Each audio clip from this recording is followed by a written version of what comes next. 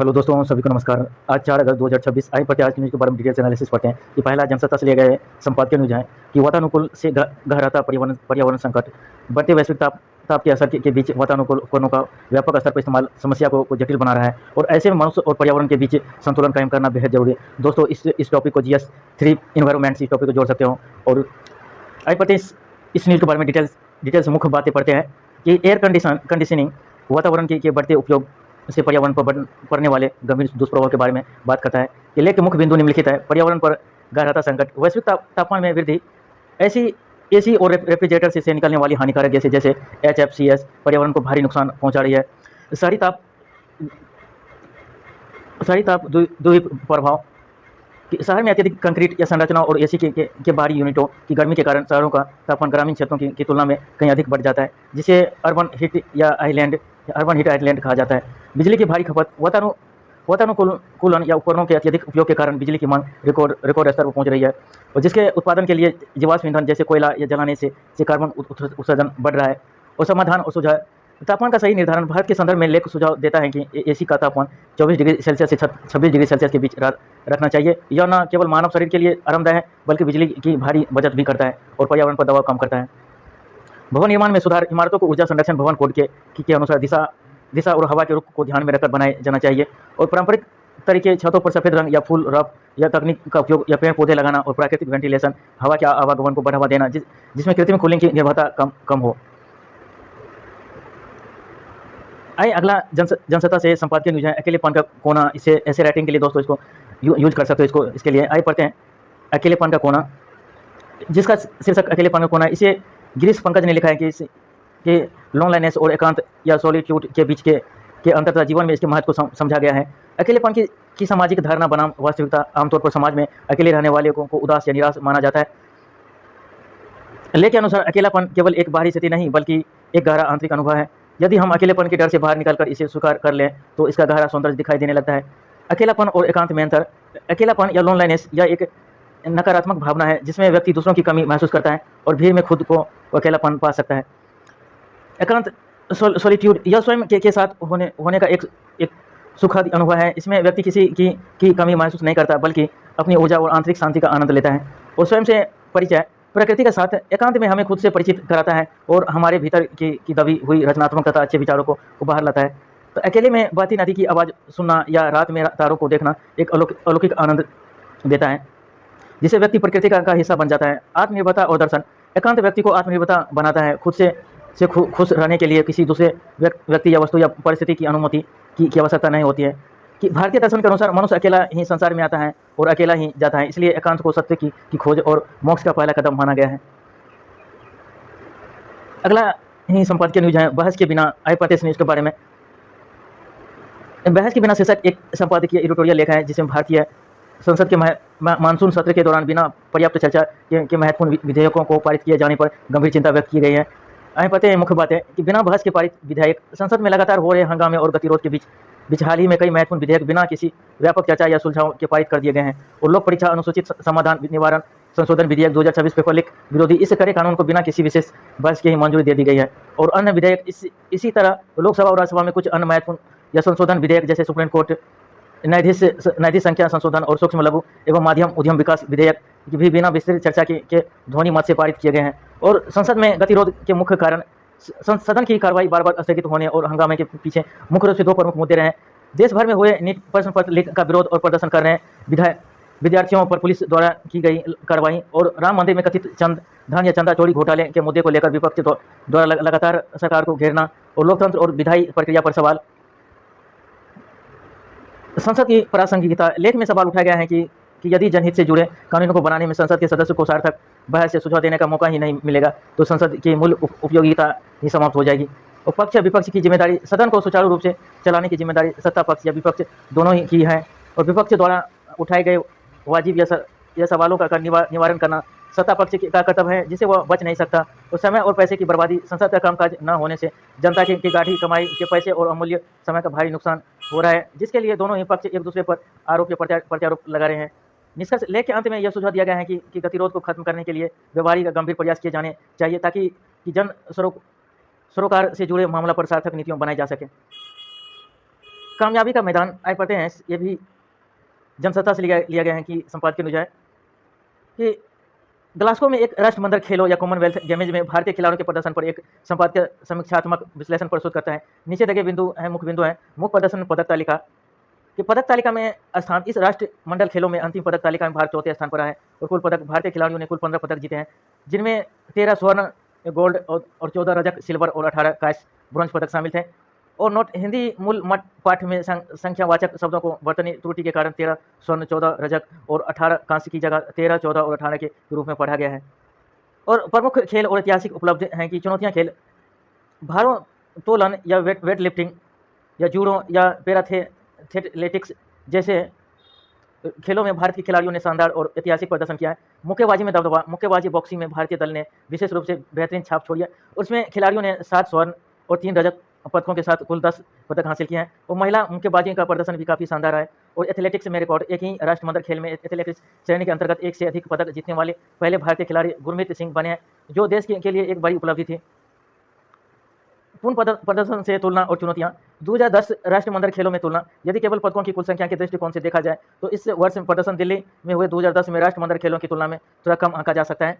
तो कुछ खेलों की अनुपस्थिति, लेख में ध्यान दिलाया गया है कि इस बार के खेलों में कुश्ती, हॉकी, टेबल टेनिस और बैडमिंटन जैसे महत्वपूर्ण खेल शामिल नहीं थे। ये ऐसे खेल हैं जहां पारंपरिक रूप से भारत का पक्ष काफ़ी मजबूत रहता है और भारत अधिक पदक जीता आया है। निष्कर्ष भविष्य की उम्मीद है, लेख का निष्कर्ष है कि विभिन्न खेलों में भारतीय खिलाड़ियों ने शीर्ष पायदान पर रहने वाले देशों को कड़ी टक्कर दी है। अब अंतर्राष्ट्रीय खेल मंच पर भारत की उपस्थिति को मात्र एक औपचारिकता नहीं माना जा सकता।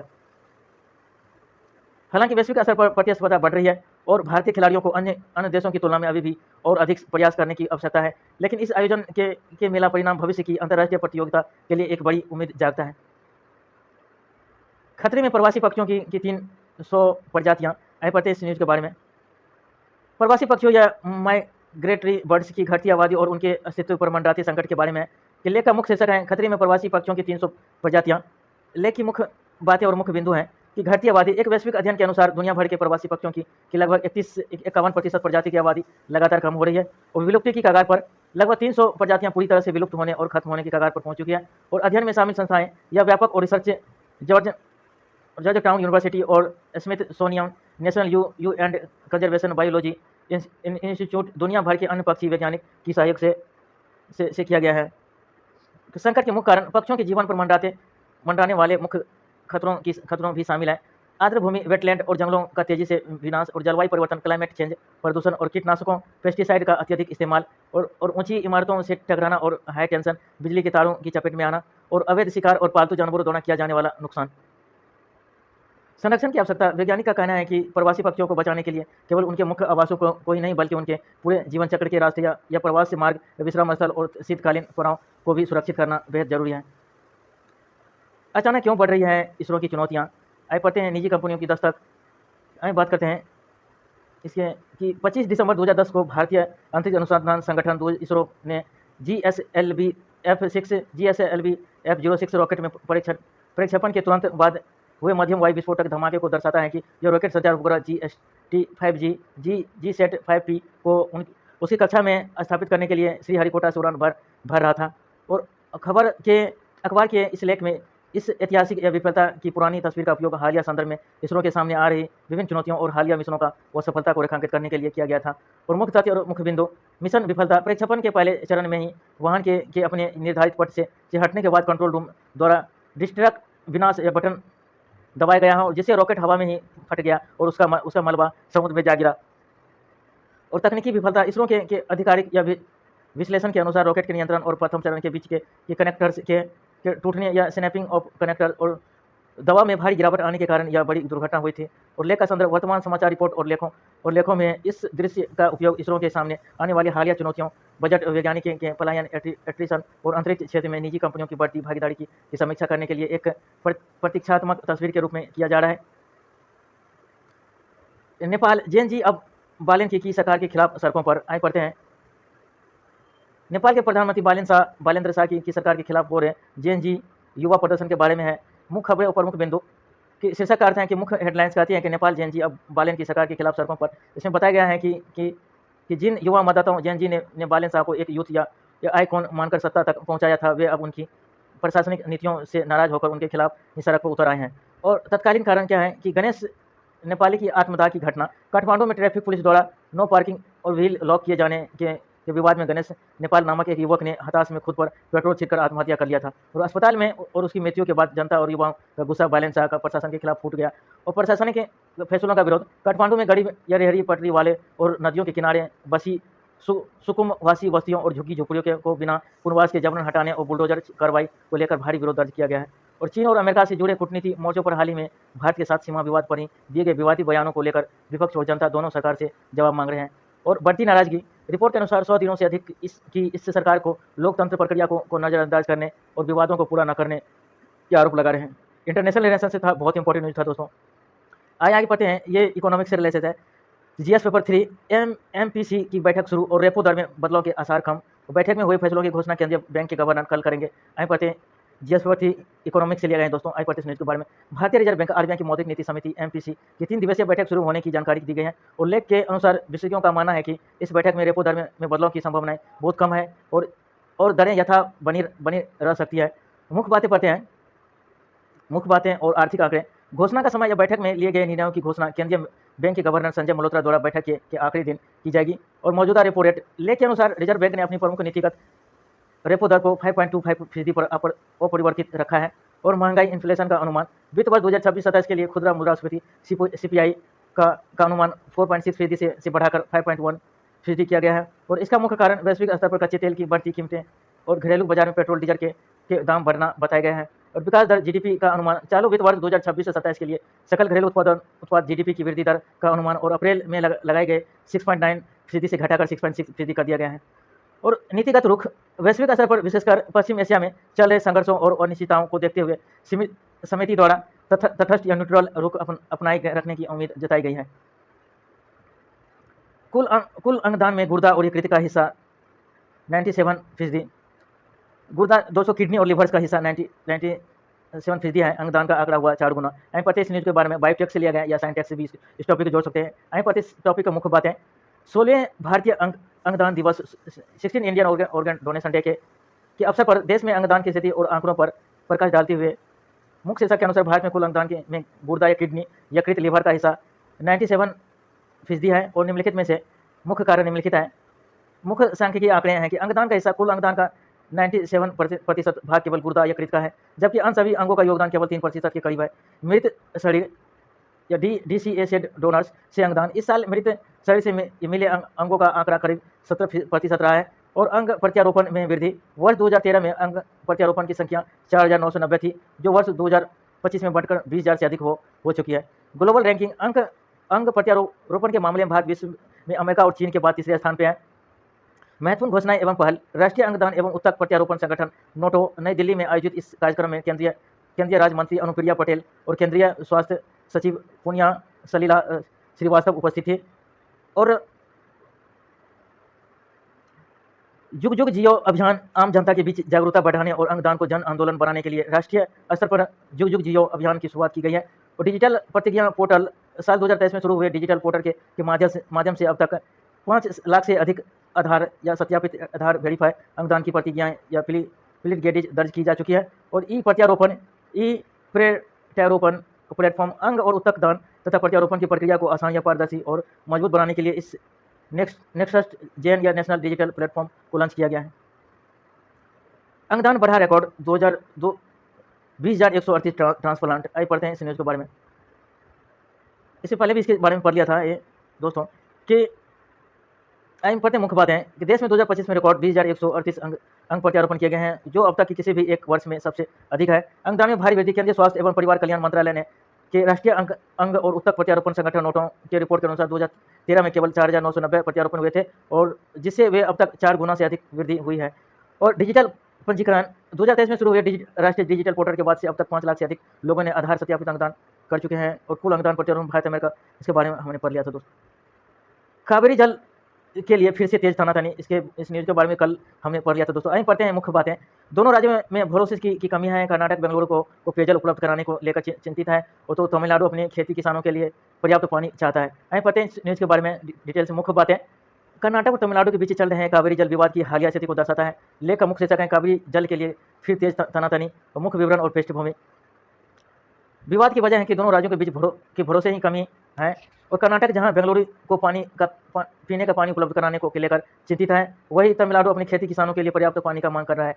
और चित्रों में शामिल नेता बाईं और कर्नाटक के उप मुख्यमंत्री और जल संसाधन मंत्री DK शिव कुमार दिखाई दे रहे हैं और दाईं और तमिलनाडु के मुख्यमंत्री C जोसेफ विजय नजर आ रहे हैं। हालिया घटनाक्रम यह गतिरोध तब तेज हुआ जब कावेरी जल नियम समिति CWRC और प्रबंधन प्राधिकरण CWMA ने कर्नाटक को तमिलनाडु के लिए 3500 क्यूसेक पानी छोड़ने का निर्देश दिया है और इस आदेश के खिलाफ कर्नाटक में कड़े विरोध प्रदर्शन हुए हैं। और जबकि तमिलनाडु सरकार ने अपने हक का पूरा पानी न मिलने का शिकायत करते हुए सर्वोच्च न्यायालय और सुप्रीम कोर्ट का रुख किया है। क्या ईरान पर काम करेगी नई अमेरिकी रणनीति? आइए पढ़ते इस न्यूज़ के बारे में डिटेल से। इंटरनेशनल रिलेशन से है कि क्या ईरान पर काम करेगी अमेरिकी रणनीति। लेख में यह हरिवंश या वरिष्ठ पत्रकार द्वारा लिखा गया है। केंद्रीय विषय लेख में अमेरिका और ईरान के बीच चल रहे कूटनीति और सैन्य गतिरोध का विश्लेषण किया गया है और इसमें इस बात पर चर्चा की गई है कि क्या अमेरिका द्वारा अपनाई जा रही नई रणनीतियों ईरान को प्रभावित करने या झुकाने में सफल होगी। महत्वपूर्ण उदाहरण यह हाईलाइट किया गया है कि अमेरिका और ईरान के बीच जब तक बुनियादी सवालों के जवाब नहीं तलाशे जाते युद्ध विराम का कोई फैसला अंतिम नहीं माना जाएगा। यह कॉलम रेखांकित करता है कि जब तक दोनों देशों के बीच के मुख्य और बुनियादी मुद्दों का ठोस समाधान नहीं निकाला जाता है तब तक किसी भी तरह का अस्थायी युद्ध विराम का समझौता लंबे समय तक टिकने वाला नहीं होगा। ग्लोबल वार्मिंग ग्लोबल वार्मिंग की रफ्तार तेज होने से तापमान हो रहे हैं और संतुलित। ये भी इन्वायरमेंट से लिया गया GS पेपर 3 से इस टॉपिक को जोड़ सकते हैं दोस्तों। आइए पढ़ते हैं इस टॉपिक के इस न्यूज़ के बारे में मुख्य बातें कि ग्लोबल वार्मिंग या वैश्विक ताप वृद्धि की रफ्तार में आए चौंकाने वाले बदलाव और उसके दुष्प्रभावों को दर्शाती है। मुख्य बिंदु और डेटा विश्लेषण बढ़ती रफ्तार या एक्सीलरेशन या पोट्सडैम इंस्टीट्यूट फॉर क्लाइमेट या इनफैक्ट रिसर्च PI के वैज्ञानिकों के हालिया अध्ययन से पता चलता है कि वर्ष 2015 के बाद से वैश्विक तापमान में वृद्धि की दर लगभग 2 गुना हो गई है और तापमान के आंकड़े टेम्परेचर ट्रेंड वर्ष 1970 से 2015 तक पृथ्वी का औसत तापमान 0.2% डिग्री सेल्सियस प्रति दशक की दर से बढ़ रहा है। वर्ष 2015 के बाद से यह दर तेजी से बढ़कर 0.35 प्रति दशक दर्ज की गई है। सबसे गर्म वर्ष हॉटेस्ट ईयर्स अलिनो जैसी प्राकृतिक घटनाओं के प्रभाव को हटाने के बावजूद 2023 से 24 के इतिहास के सबसे गर्म वर्ष दर्ज किए गए हैं और पेरिस समझौता खतरे में। पेरिस एग्रीमेंट थ्रेशोल्ड यदि तापमान वृद्धि की दर की यही रफ्तार जारी रहे तो वर्ष 2030 से पहले ही पेरिस समझौता द्वारा निर्धारित 1.5 डिग्री सेल्सियस की सीमा पर हो सकती है। असंतुलन के कारण वह प्रभाव मानवीय गतिविधि कार्बन उत्सर्जन और ग्रीन हाउस गैसों के लगातार बढ़ते स्तर की वजह से वैश्विक तापमान अत्यधिक असंतुलित हो रहा है जिससे मौसम का चक्र पूरी तरह से प्रभावित हो रहा है। डिलीवरी के लिए इस्तेमाल EV रोक रहे हैं जहरीला गैस। आए पते इस न्यूज़ के बारे में कि ये भी दोस्तों एनवायरनमेंट से लिया गया है GS पेपर 3 से या साइंटैक्स से भी इस टॉपिक को जोड़ सकते हैं। नीति आयोग की एक रिपोर्ट पर आधारित है जो भारत के शहरी क्षेत्र जैसे दिल्ली, मुंबई, कोलकाता, चेन्नई में माल डिलीवरी के लिए इस्तेमाल होने वाले इलेक्ट्रिक वाहनों EV के फायदों को दर्शाती है। डिलीवरी क्षेत्र मुख्य बातें पता डिलीवरी क्षेत्र में EV इलेक्ट्रिक व्हीकल्स की भारी बढ़ोतरी की 300 से 300% तक की बढ़ोतरी। मुख्य महानगरों में सामान की डिलीवरी करने वाले कमर्शियल वाहनों के में से इलेक्ट्रिक 3 व्हीलर और 2 व्हीलर की मांग तेजी से बढ़ी है और जहरीली गैसों और प्रदूषण पर रोक। प्रदूषण में भारी कमी डिलीवरी में इस्तेमाल होने वाले यह इलेक्ट्रिक वाहन शहरों में कार्बन डाइऑक्साइड और अन्य हानिकारक और जहरीली गैसों को उत्सर्जन को रोकने में बेहद कारगर साबित हो रहे हैं और ईंधन और पैसेंजर लागत की बचत 3.25 लाख करोड़ रुपए की बचत अनुमान के मुताबिक क्लीन या मोबिलिटी और EV अपनाने से देश में भारी मात्रा में पारंपरिक ईंधन या पेट्रोल डीजल की बचत होगी। चालकों की अतिरिक्त कमाई, अतिरिक्त आय या ईंधन और रखरखाव की कम लागत या लो मेंटेनेंस कॉस्ट के कारण डिलीवरी पार्टनर और कमर्शियल या ड्राइवरों या शुद्ध मासिक कमाई में काफ़ी बढ़ोतरी देखी गई है। विश्व स्तनपान सप्ताह माँ के दूध से महरूम होने वाले नवजातों की संख्या बढ़ी है। कि आए पढ़ते हैं कि विश्व स्तनपान सप्ताह के बारे में कि इसके बारे में मुख्य बात है। विश्व स्तनपान सप्ताह वर्ल्ड ब्रेस्ट फीडिंग वीक के अवसर पर प्रकाशित एक रिपोर्ट है जो नवजात शिशुओं में स्तनपान की कमी और सबसे जुड़ी चुनौतियों पर प्रकाश डालती है। लेख का मुख्य शीर्षक है माँ के दूध में महरूम होने वाले नवजातों की संख्या बढ़ी है। तो लेख में दी गई मुख्य जानकारी और आंकड़े इस प्रकार हैं कि मुख्य आंकड़े गिरावटें दिल्ली में भारी गिरावट और दिल्ली में शुरुआती 6 महीनों तक केवल स्तनपान कराने के मामले में 16% तक की गिरावट आई है जो कि राष्ट्रीय औसत से भी कम है। राष्ट्रीय औसत देश भर में शुरुआती 6 महीनों तक केवल स्तनपान का राष्ट्रीय औसत 63% से घटकर 55% रह गया है। स्तनपान में आने वाली मुख्य दिक्कतें कारण यह है। लेख के अनुसार निम्नलिखित कारणों से महिलाओं को स्तनपान कराने में अधिक परेशानी आ रही है और प्रसव या डिलीवरी के तुरंत बाद मां और नवजात को उचित मार्गदर्शन और सहायता न मिलना और अस्पतालों में ऑपरेशन थिएटर और लेबर रूम में स्तनपान के अनुकूल माहौल की कमी और फार्मूला या मिल्क डिब्बे के दूध या अन्य विकल्पों को आसानी से उपलब्ध होना और उनका बढ़ता चलन और कामकाजी महिलाओं के कामकाजी घंटों या कॉर्पोरेट परिवेश में स्तनपान या दूध स्टोर करने के उचित बुनियादी ढांचे का अभाव, स्तनपान से जुड़े मिथक या जागरूकता की कमी, परिवार के स्तर पर उचित भावनात्मक और व्यवहारिक सहयोग न मिलना। मासूमों के लिए क्या जरूरी है? माँ का दूध। डॉक्टरों के अनुसार नवजात शिशु के लिए माँ का पहला पीला गाढ़ा दूध कोलेस्ट्रॉल या एक प्राकृतिक टीके वैक्सीन की तरह काम करता है और यह शिशु की रोग प्रतिरोधक क्षमता इम्यूनिटी को मजबूत करता है और उसे जीवन भर कई गंभीर बीमारियां तथा संक्रमणों से बचाता है और शुरुआती 6 लक्षणों की तक शिशु को पानी भी आवश्यकता नहीं होती है। माँ का दूध ही उसके पोषण और पानी की कमी को पूरा करने के लिए पूरी तरह सक्षम है। बिना दर्द या सर्जरी दूर होगी मांसपेशियों की कमजोरी। बायोटेक या साइंटेक से लिया गया दोस्तों। या आइए पढ़ते हैं इस न्यूज़ के बारे में। जीएस पेपर 3 से इस टॉपिक को जोड़ सकते हैं। मुख्य बातें पढ़ते हैं। डॉक्टर राम मनोहर लोहिया आरएमएल अस्पताल नई दिल्ली के फिजियोथेरेपी विभाग में शुरू की गई एक नई चिकित्सा सुविधा के बारे में। लेख के अनुसार अस्पताल में हाई इंटेंसिटी या फोकस्ड इलेक्ट्रोमैग्नेटिक या therapy high intensity focused electromagnetic therapy की सुविधा शुरू की गई है जो बिना किसी दर्द या सर्जरी के मांसपेशियों की कमजोरी और दर्द को दूर करने में मदद करती है। मुख्य बिंदु विवरण की मांसपेशियों की कमजोरी का इलाज। इस नई तकनीक की मदद से मांसपेशियों की कमजोरी को बिना चीर-फाड़ या दर्द के ठीक किया जा सकता है। यह शरीर की गाढ़ी मांसपेशी या डीप मस्किल को उत्तेजित या स्टिमुलेट कर उन्हें मजबूत बनाती है और बढ़ते स्क्रीन या टाइम्स का असर। लेख में बताया गया है कि अत्यधिक मोबाइल या लैपटॉप या कंप्यूटर के इस्तेमाल या स्क्रीन टाइम के बढ़ने के कारण गर्दन या पीठ और कंधों के दर्द से पीड़ित मरीजों की संख्या तेजी से बढ़ रही है और आंकड़े अखबार की रिपोर्ट में बताया गया है कि लगभग 30 मिनट की या हाई इंटेंसिटी या इलेक्ट्रोमैग्नेटिक थेरेपी कई हज़ार पारंपरिक फिजियोथेरेपी या एक्सरसाइज के बराबर प्रभाव छोड़ती है, जिससे मरीजों को बहुत कम समय में लगभग 60 दिनों या उससे कम में काफ़ी आराम मिलता है। महत्वपूर्ण बातें पढ़ते हैं। तकनीकी के रीढ़ की हड्डी, जोड़ों और नसों में दर्द से अत्यधिक असरदार। आमतौर पर 15 से 45 दिनों के इलाज में मरीजों को महत्वपूर्ण सुधार देखने को मिला है कि मरीजों को पारंपरिक व्यायामों के मुकाबले इसमें कम मेहनत और दर्द का सामना करना पड़ता है और थेरेपी पूरी तरह से आक्रामक और नॉन इन्वेसिव सुरक्षित है। इसमें यह बोला गया है इंटेंसिटी फोकस या इलेक्ट्रोथेरेपी की शुरुआत में जो सर्जरी मांसपेशियों की दर्द के दूर करती है।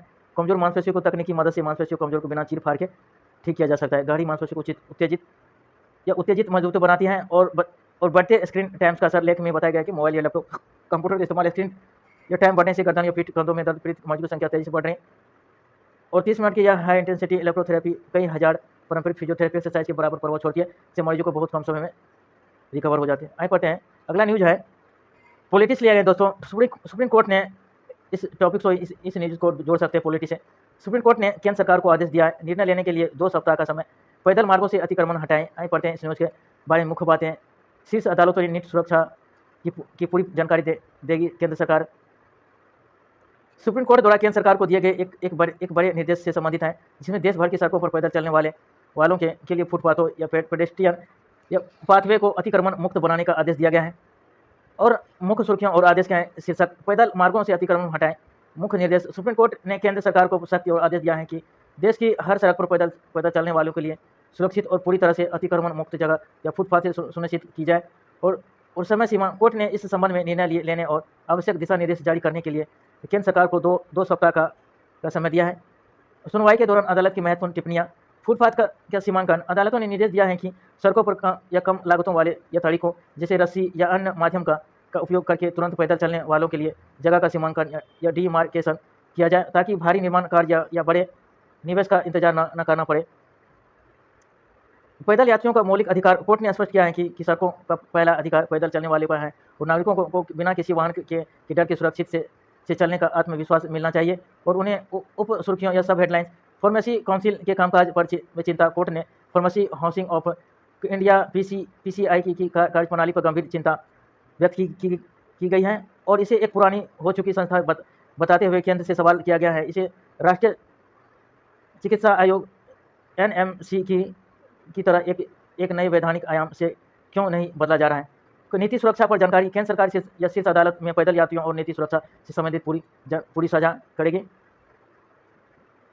पहला मुद्दा है पब्लिक हेल्थ स्पेंडिंग, सार्वजनिक स्वास्थ्य व्यय पर है। दूसरा पंजीकरण, जन्म और मृत्यु संशोधन विधेयक 2026 पर आधारित है। कि नीचे दोनों प्रमुख एडिटोरियल का संपूर्ण विश्लेषण मुख्य परीक्षा में दृष्टिकोण या प्रारंभिक परीक्षा पीटी के तथ्य के अभ्यास के लिए महत्वपूर्ण है। यहाँ पढ़ते हैं एडिटोरियल में जगह कि बेहतर सार्वजनिक खर्च के साथ सभी के लिए मजबूत या स्वास्थ्य प्रणाली, strong health system for all with better public spending, शासन या स्वास्थ्य सामाजिक क्षेत्र का विकास। मुख्य बिंदु और विश्लेषण। समस्या का संदर्भ। भारत में यूनिवर्सल हेल्थ कवरेज यूएचसी प्राप्त करने की राह में सबसे बड़ी बाधा या स्वास्थ्य क्षेत्र में बेहद कम सरकारी बजट या आवंटन है। ग्लोबल बेंचमार्क की कमी। विश्व बैंक की रिपोर्ट के अनुसार भारत में प्रति व्यक्ति सार्वजनिक स्वास्थ्य व्यय निम्न है और मध्यम आय वाले देशों LMICS के औसत से भी काफ़ी कम है। और बजट और अंडर फंडिंग। स्वास्थ्य प्रणाली को मजबूत किए बिना, बुनियादी ढांचे पर सीधे फंड खर्च किए बिना गुणवत्तापूर्ण स्वास्थ्य सेवाएं आम नागरिक तक सस्ती दरों पर नहीं पहुंच सकती है। वे फॉरवर्ड आगे की राह है। केंद्र और राज्य सरकारों दोनों को मिलकर स्वास्थ्य पर सार्वजनिक खर्च को GDP के कम से कम 2.5% से 3% तक बढ़ाना होगा ताकि नागरिकों की जेब से होने वाले खर्च, आउट ऑफ पॉकेट एक्सपेंडिचर कम हो सके। एडिटोरियल दूसरा है कि जीवन का प्रमाण, जन्म और मृत्यु का पंजीकरण संशोधन विधेयक 2026, proof of life on the registration of birth and death amendment bill 2026। सरकार नीतियों, हस्तक्षेप या नागरिक अधिकार के मुख्य बिंदु और विश्लेषण है मेंस के लिए। विधेयक का उद्देश्य है कि इस संशोधन विधेयक का मुख्य उद्देश्य जन्म और मृत्यु के पंजीकरण डेटा को डिजिटलाइज और सेंट्रलाइज करना ताकि सरकारी योजनाओं का लाभ सही लाभार्थियों को तक पारदर्शी तरीके से पहुंच सके। और महत्व है कि आधार या मतदाता सूची, पासपोर्ट और ड्राइविंग और लाइसेंस जैसे राष्ट्रीय डेटाबेस को अपडेट करने के लिए अब जन्म प्रमाण पत्र को एक एकल दस्तावेज या सिंगल डॉक्यूमेंट के रूप में उपयोग करने का प्रावधान किया गया है। चिंताएं, चुनौती। इसके माध्यम से नागरिकों की गोपनीयता या प्राइवेसी या बड़े पैमाने पर या सर्विलांस का खतरा बढ़ सकता है। और डिजिटल विभाजन, डिजिटल डिवाइड के कारण ग्रामीण और पिछड़े क्षेत्रों के लोगों को पंजीकरण में तकनीकी दिक्कतों का सामना करना पड़ सकता है। प्रारंभिक परीक्षा पेटी के लिए महत्वपूर्ण है कि कावेरी नदी और उसकी सहायता नदियाँ। अखबार के मुख्य पृष्ठों पर कावेरी जल विवाद का भी उल्लेख है। याद रखें कि हेमावती या अर्कवती या काबिनी, भवानी और अमरशंखा कावेरी की मुख्य सहायता नदियाँ हैं। नशा मुक्त भारत अभियान, इसे सामाजिक न्याय और अधिकारिक मंत्रालय द्वारा संचालित किया जा रहा है, जो शासन या गवर्नेंस के तहत पीटी के लिए महत्वपूर्ण है। Registrar general of India RGI यह पद गृह मंत्रालय के अधीन आता है और यही देश में जन्म मृत्यु पंजीकरण के शीर्ष स्थान है। अभ्यास प्रश्न है, प्रैक्टिस क्वेश्चन है प्रारंभिक परीक्षा पेटी के लिए कि जन्म और मृत्यु पंजीकरण संशोधन विधेयक के संदर्भ में निम्नलिखित कथनों पर विचार कीजिए।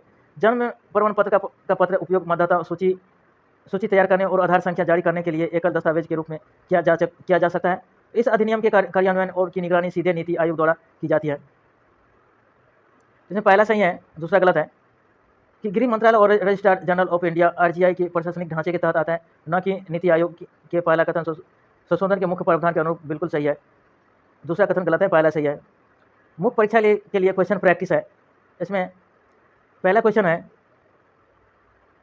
कि स्वास्थ्य क्षेत्र से लिया गया है, हेल्थ से। दोस्तों इस टॉपिक को जोड़ सकते हैं कि अफोर्डेबल या एक्सेसिबल, सस्ती या सुलभ स्वास्थ्य सुविधा तब तक प्राप्त नहीं की जा सकती जब तक कि सरकारी या सार्वजनिक स्वास्थ्य क्षेत्र में बजटीय आवंटन और बुनियादी ढांचे को प्राथमिकता नहीं देती। विश्व बैंक की हालिया रिपोर्ट के संदर्भ में इस कथन का आलोचनात्मक विश्लेषण कीजिए। 250 सब 15 की है। भूमिका। विश्व बैंक की रिपोर्ट टू वर्ल्ड डेवलपमेंट या इंडिकेटर्स और यूनिवर्सल हेल्थ कवरेज UHC संबंधी आकलन रेखांकित करते हैं कि वैश्विक स्तर पर स्वास्थ्य व्यय में असमानता के कारण हर साल या करोड़ों लोग या गरीबी रेखा के नीचे चले जाते हैं। और भारत में सार्वजनिक स्वास्थ्य बजट वर्तमान में GDP का लगभग 1.35% है, जबकि राष्ट्रीय स्वास्थ्य नीति 2017 में इसे 2.5% करने का लक्ष्य रखा गया था। बजटीय आवंटन और बुनियादी ढांचे की प्राथमिकता क्यों आवश्यक है? जेब से होने वाले खर्च या out of pocket expenditure OOPE में कमी। विश्व बैंक के अनुसार कम बजटीय आवंटन के कारण गरीब परिवारों को स्वास्थ्य पर अपनी जेब से भारी खर्च करना पड़ता है और बुनियादी ढांचे सुदृढ़ होने से यह निर्भरता घटती है। प्राथमिकता स्वास्थ्य देखभाल PHC का सुदृढ़ीकरण। बजट का यह एक बड़ा हिस्सा या उप स्वास्थ्य केंद्रों और कल्याण केंद्रों, आयुष्मान आरोग्य या मंदिर को मजबूत करने में लगाने से गंभीर बीमारियों को शुरुआत स्तर पर ही रोका जा सकता है। मानव संसाधन का विकास। बुनियादी ढांचे में केवल इमारतें नहीं बल्कि डॉक्टर, नर्सों या पैरामेडिकल स्टाफ की पर्याप्त भर्ती शामिल है, जो सुलभ और स्वास्थ्य के लिए अनिवार्य है। आलोचनात्मक विश्लेषण। चुनौतियां और अन्य कारक। केवल बजट बढ़ाना ही सस्ती या सुलभ स्वास्थ्य सुविधा की गारंटी नहीं है, क्योंकि प्रशासनिक अक्षमता और रिसाव, लीकेज, आवंटित बजट का सही उपयोग या एब्सॉर्बिव कैपेसिटी न होना और भ्रष्टाचार एक बड़ी बाधा है। और शहरी ग्रामीण विभाजन।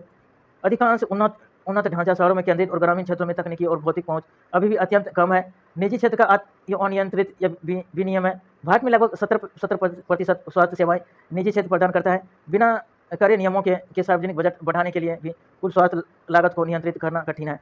आगे की राह है कि पीपी मॉडल का कुशल उपयोग सार्वजनिक निजी भागीदारी के माध्यम से टियर 2 और टियर 3 शहरों में बुनियादी ढांचे का विस्तार किया जाए और डिजिटल स्वास्थ्य digital health Ayushman Bharat digital mission के जरिए टेली मेडिसिन को बढ़ावा देकर सुलभता बढ़ाई जा सकती है। और बजटीय विकेंद्रीकरण, स्वास्थ्य बजट का सीधा हस्तांतरण स्थानीय निकायों या पंचायतों, नगर या पालिकाओं को किया जाए ताकि वे क्षेत्रीय आवश्यकताओं के अनुसार खर्च कर सकें। और निष्कर्ष, सस्ती और सुलभ स्वास्थ्य सुविधाएं सुनिश्चित करने के लिए बजटीय आवंटन में वृद्धि एक आवश्यक प्रारंभिक शर्त प्रीरिक्विजिट है, लेकिन यह पर्याप्त नहीं। इसके साथ ही नीतिगत सुशासन या स्वास्थ्य न्याय और डिजिटल समावेशन का होना अनिवार्य है। राज्य व्यवस्था या नीति, जन्म और मृत्यु के पंजीकरण का डिजिटलीकरण प्रशासनिक क्षमता तो बढ़ता है, लेकिन यह नागरिकों की गोपनीयता और समावेशी इंक्लूसिविटी से जुड़ी गंभीर चुनौतियों भी पैदा करता है। टिप्पणी कीजिए। 150 शब्द है, 10 अंक है। प्रशासनिक दक्षता में वृद्धि, एकल स्रोत या सिंगल सोर्स ऑफ ट्रूथ, डिजिटलीकरण जैसे भारत का या CRS पोर्टल और नागरिक पंजीकरण प्रणाली संशोधन अधिनियम डेटा के रियल टाइम अपडेशन में मदद करता है। कल्याणकारी योजना का लक्षित विवरण, राशन, पेंशन और अन्य सामाजिक सुरक्षा योजना से अप्राप्त लोगों को हटाने या डुप्लीकेशन में आसानी होती है। कामकाजी कार्रवाई से मुक्त, नागरिकों को प्रमाण पत्र प्राप्त करने के लिए दफ्तरों के चक्कर नहीं काटने पड़ते। और गोपनीयता और समावेशिता की चुनौतियाँ, डेटा गोपनीयता, डेटा प्राइवेसी के विकेंद्रीकृत या डेटाबेस हैकिंग, डेटा लीक और नागरिकों के प्रोफाइलिंग के जोखिम को बढ़ाते हैं और जो यह पुट से स्वामी निर्णय या निजता का अधिकार के खिलाफ है। और डिजिटल विभाजन, डिजिटल डिवाइड, ग्रामीण और दूर दराज के क्षेत्रों में इंटरनेट की कमी और कम डिजिटल साक्षरता के कारण गरीब नागरिकों पंजीकरण से वंचित रह सकते हैं। बहिष्करण जोखिम और एक्सक्लूसिव रिस्क, तकनीकी त्रुटियां या सर्वर डाउन होने के कारण यदि समय पर पंजीकरण नहीं हुआ तो नागरिक बुनियादी अधिकारों और योजनाओं से वंचित हो सकते हैं। निष्कर्ष, कंक्लूजन, जन्म मृत्यु पंजीकरण डिजिटलीकरण और सुशासन की दिशा में एक प्रगतिशील कदम है। और हालांकि इसे पूरी तरह सफल बनाने के लिए डिजिटल व्यक्तिगत डेटा संरक्षण, डीपी अधिनियम का कड़ाई से पालन और ऑफलाइन बैकअप सुविधाओं को बनाए रखना अनिवार्य है ताकि कोई भी नागरिक पीछे न छूटे। जन्म और मृत्यु पंजीकरण संशोधन विधेयक, पूर्व ऑफ लाइफ रजिस्ट्रेशन और birth and death amendment bill चर्चा में केंद्र सरकार द्वारा नागरिक केंद्रित सेवाओं को डिजिटल और सुव्यवस्थित करने के उद्देश्य से इस विधेयक पर चर्चा है। मुख्य बिंदु, जन्म प्रमाण पत्र को एक एकल डिजिटल दस्तावेज, सिंगल डिजिटल डॉक्यूमेंट बनाने का प्रस्ताव। इसका उपयोग या ड्राइविंग लाइसेंस या मतदाता सूची, आधार कार्ड या पासपोर्ट के लिए आधार माना जाएगा। और डेटा को राष्ट्रीय जनसंख्या रजिस्टर या NPR और राशन कार्ड के डेटाबेस से जोड़ा जाएगा। और संवैधानिक जुड़ा यह विश्व संविधान की संवर्धित सूची, कंकरेंट लिस्ट या प्रविष्टि 30 के अंतर्गत आता है। और PM श्री योजना और केंद्र राज्य संबंध या डायलेमा ओवर PM श्री इन केरला, चर्चा में क्यों केरल और कुछ अन्य राज्यों में PM SHRI स्कूलों को लागू करने को लेकर केंद्र और राज्यों के बीच वित्तीय और प्रशासनिक मतभेद। मुख्य बिंदु, राज्य सरकार का तर्क है कि केंद्रीय योजना की शर्तें राज्यों की स्वच्छता और वित्तीय संसाधनों पर दबाव डालती हैं और सहकारी संघवाद या कोऑपरेटिव फेडरलिज्म के सिद्धांतों के विपरीत प्रशासनिक टकराव की स्थिति। और संवैधानिक जुड़ा, अनुच्छेद 256 और 257 राज्यों को केंद्र के प्रशासनिक निर्देश तथा शिक्षा का अधिकार। अनुच्छेद 21A और यौन कार्य का सुप्रीम कोर्ट का निर्णय, एनालिसिस ऑफ ऐसी जजमेंट और सेक्स वर्क चर्चा में क्यों है। सुप्रीम कोर्ट द्वारा वयस्कों की सहमति या जन यौन कार्य या कॉन्सेंसुअल सेक्स वर्क पर गरिमापूर्ण जीवन के अधिकार के तहत कानूनी व्याख्या। मुख्य बिंदु, कोर्ट ने स्पष्ट किया है कि कानूनन वयस्क यौन कार्मिकों को जबरन रेस्क्यू होम में रखने या प्रताड़ित करने का अधिकार पुलिस को नहीं है यदि कार्य सहमति से हो रहा है हो। गरिमा और आजीविका का अधिकार हर नागरिक को प्राप्त है। संवैधानिक जुड़ा, अनुच्छेद 21 या प्राणी या ध्येय स्वतंत्रता का अधिकार तथा अनुच्छेद 14 समानता का अधिकार। प्राणी या ध्येय स्वतंत्रता का अधिकार, अनुच्छेद 21 और समानता का अधिकार 14। तो आइए पढ़ते हैं अगला मेंस के लिए क्वेश्चन प्रैक्टिस है कि भारत में केंद्रीय योजनाओं जैसे PM श्री के कार्यान्वयन को लेकर केंद्र और राज्य के मध्य बढ़ता मतभेद सहकारी संवाद के सिद्धांतों को कमजोर करता है। परीक्षण 250 शब्द 15 अंक किया है। रूपरेखा की भूमिका, सहकारी संघवाद को कोऑपरेटिव फेडरलिज्म को परिभाषित करते हुए को परिवार या जैसे केरल और केंद्र के बीच PM श्री को लेकर गतिरोध का उल्लेख करें। मुख्य भाग, टकराव के कारण वित्तीय बोझ साझा करना और 60 या 40 अनुपात की राज्यों की प्राथमिकता की अनदेखी और करे केंद्रीय दिशा निर्देश और संवैधानिक प्रावधान, केंद्र राज्य विधायी या प्रशासनिक संबंध भाग 11 अनुच्छेद 245 से 263 है कि केंद्र राज्य विधायी या प्रशासनिक संबंध।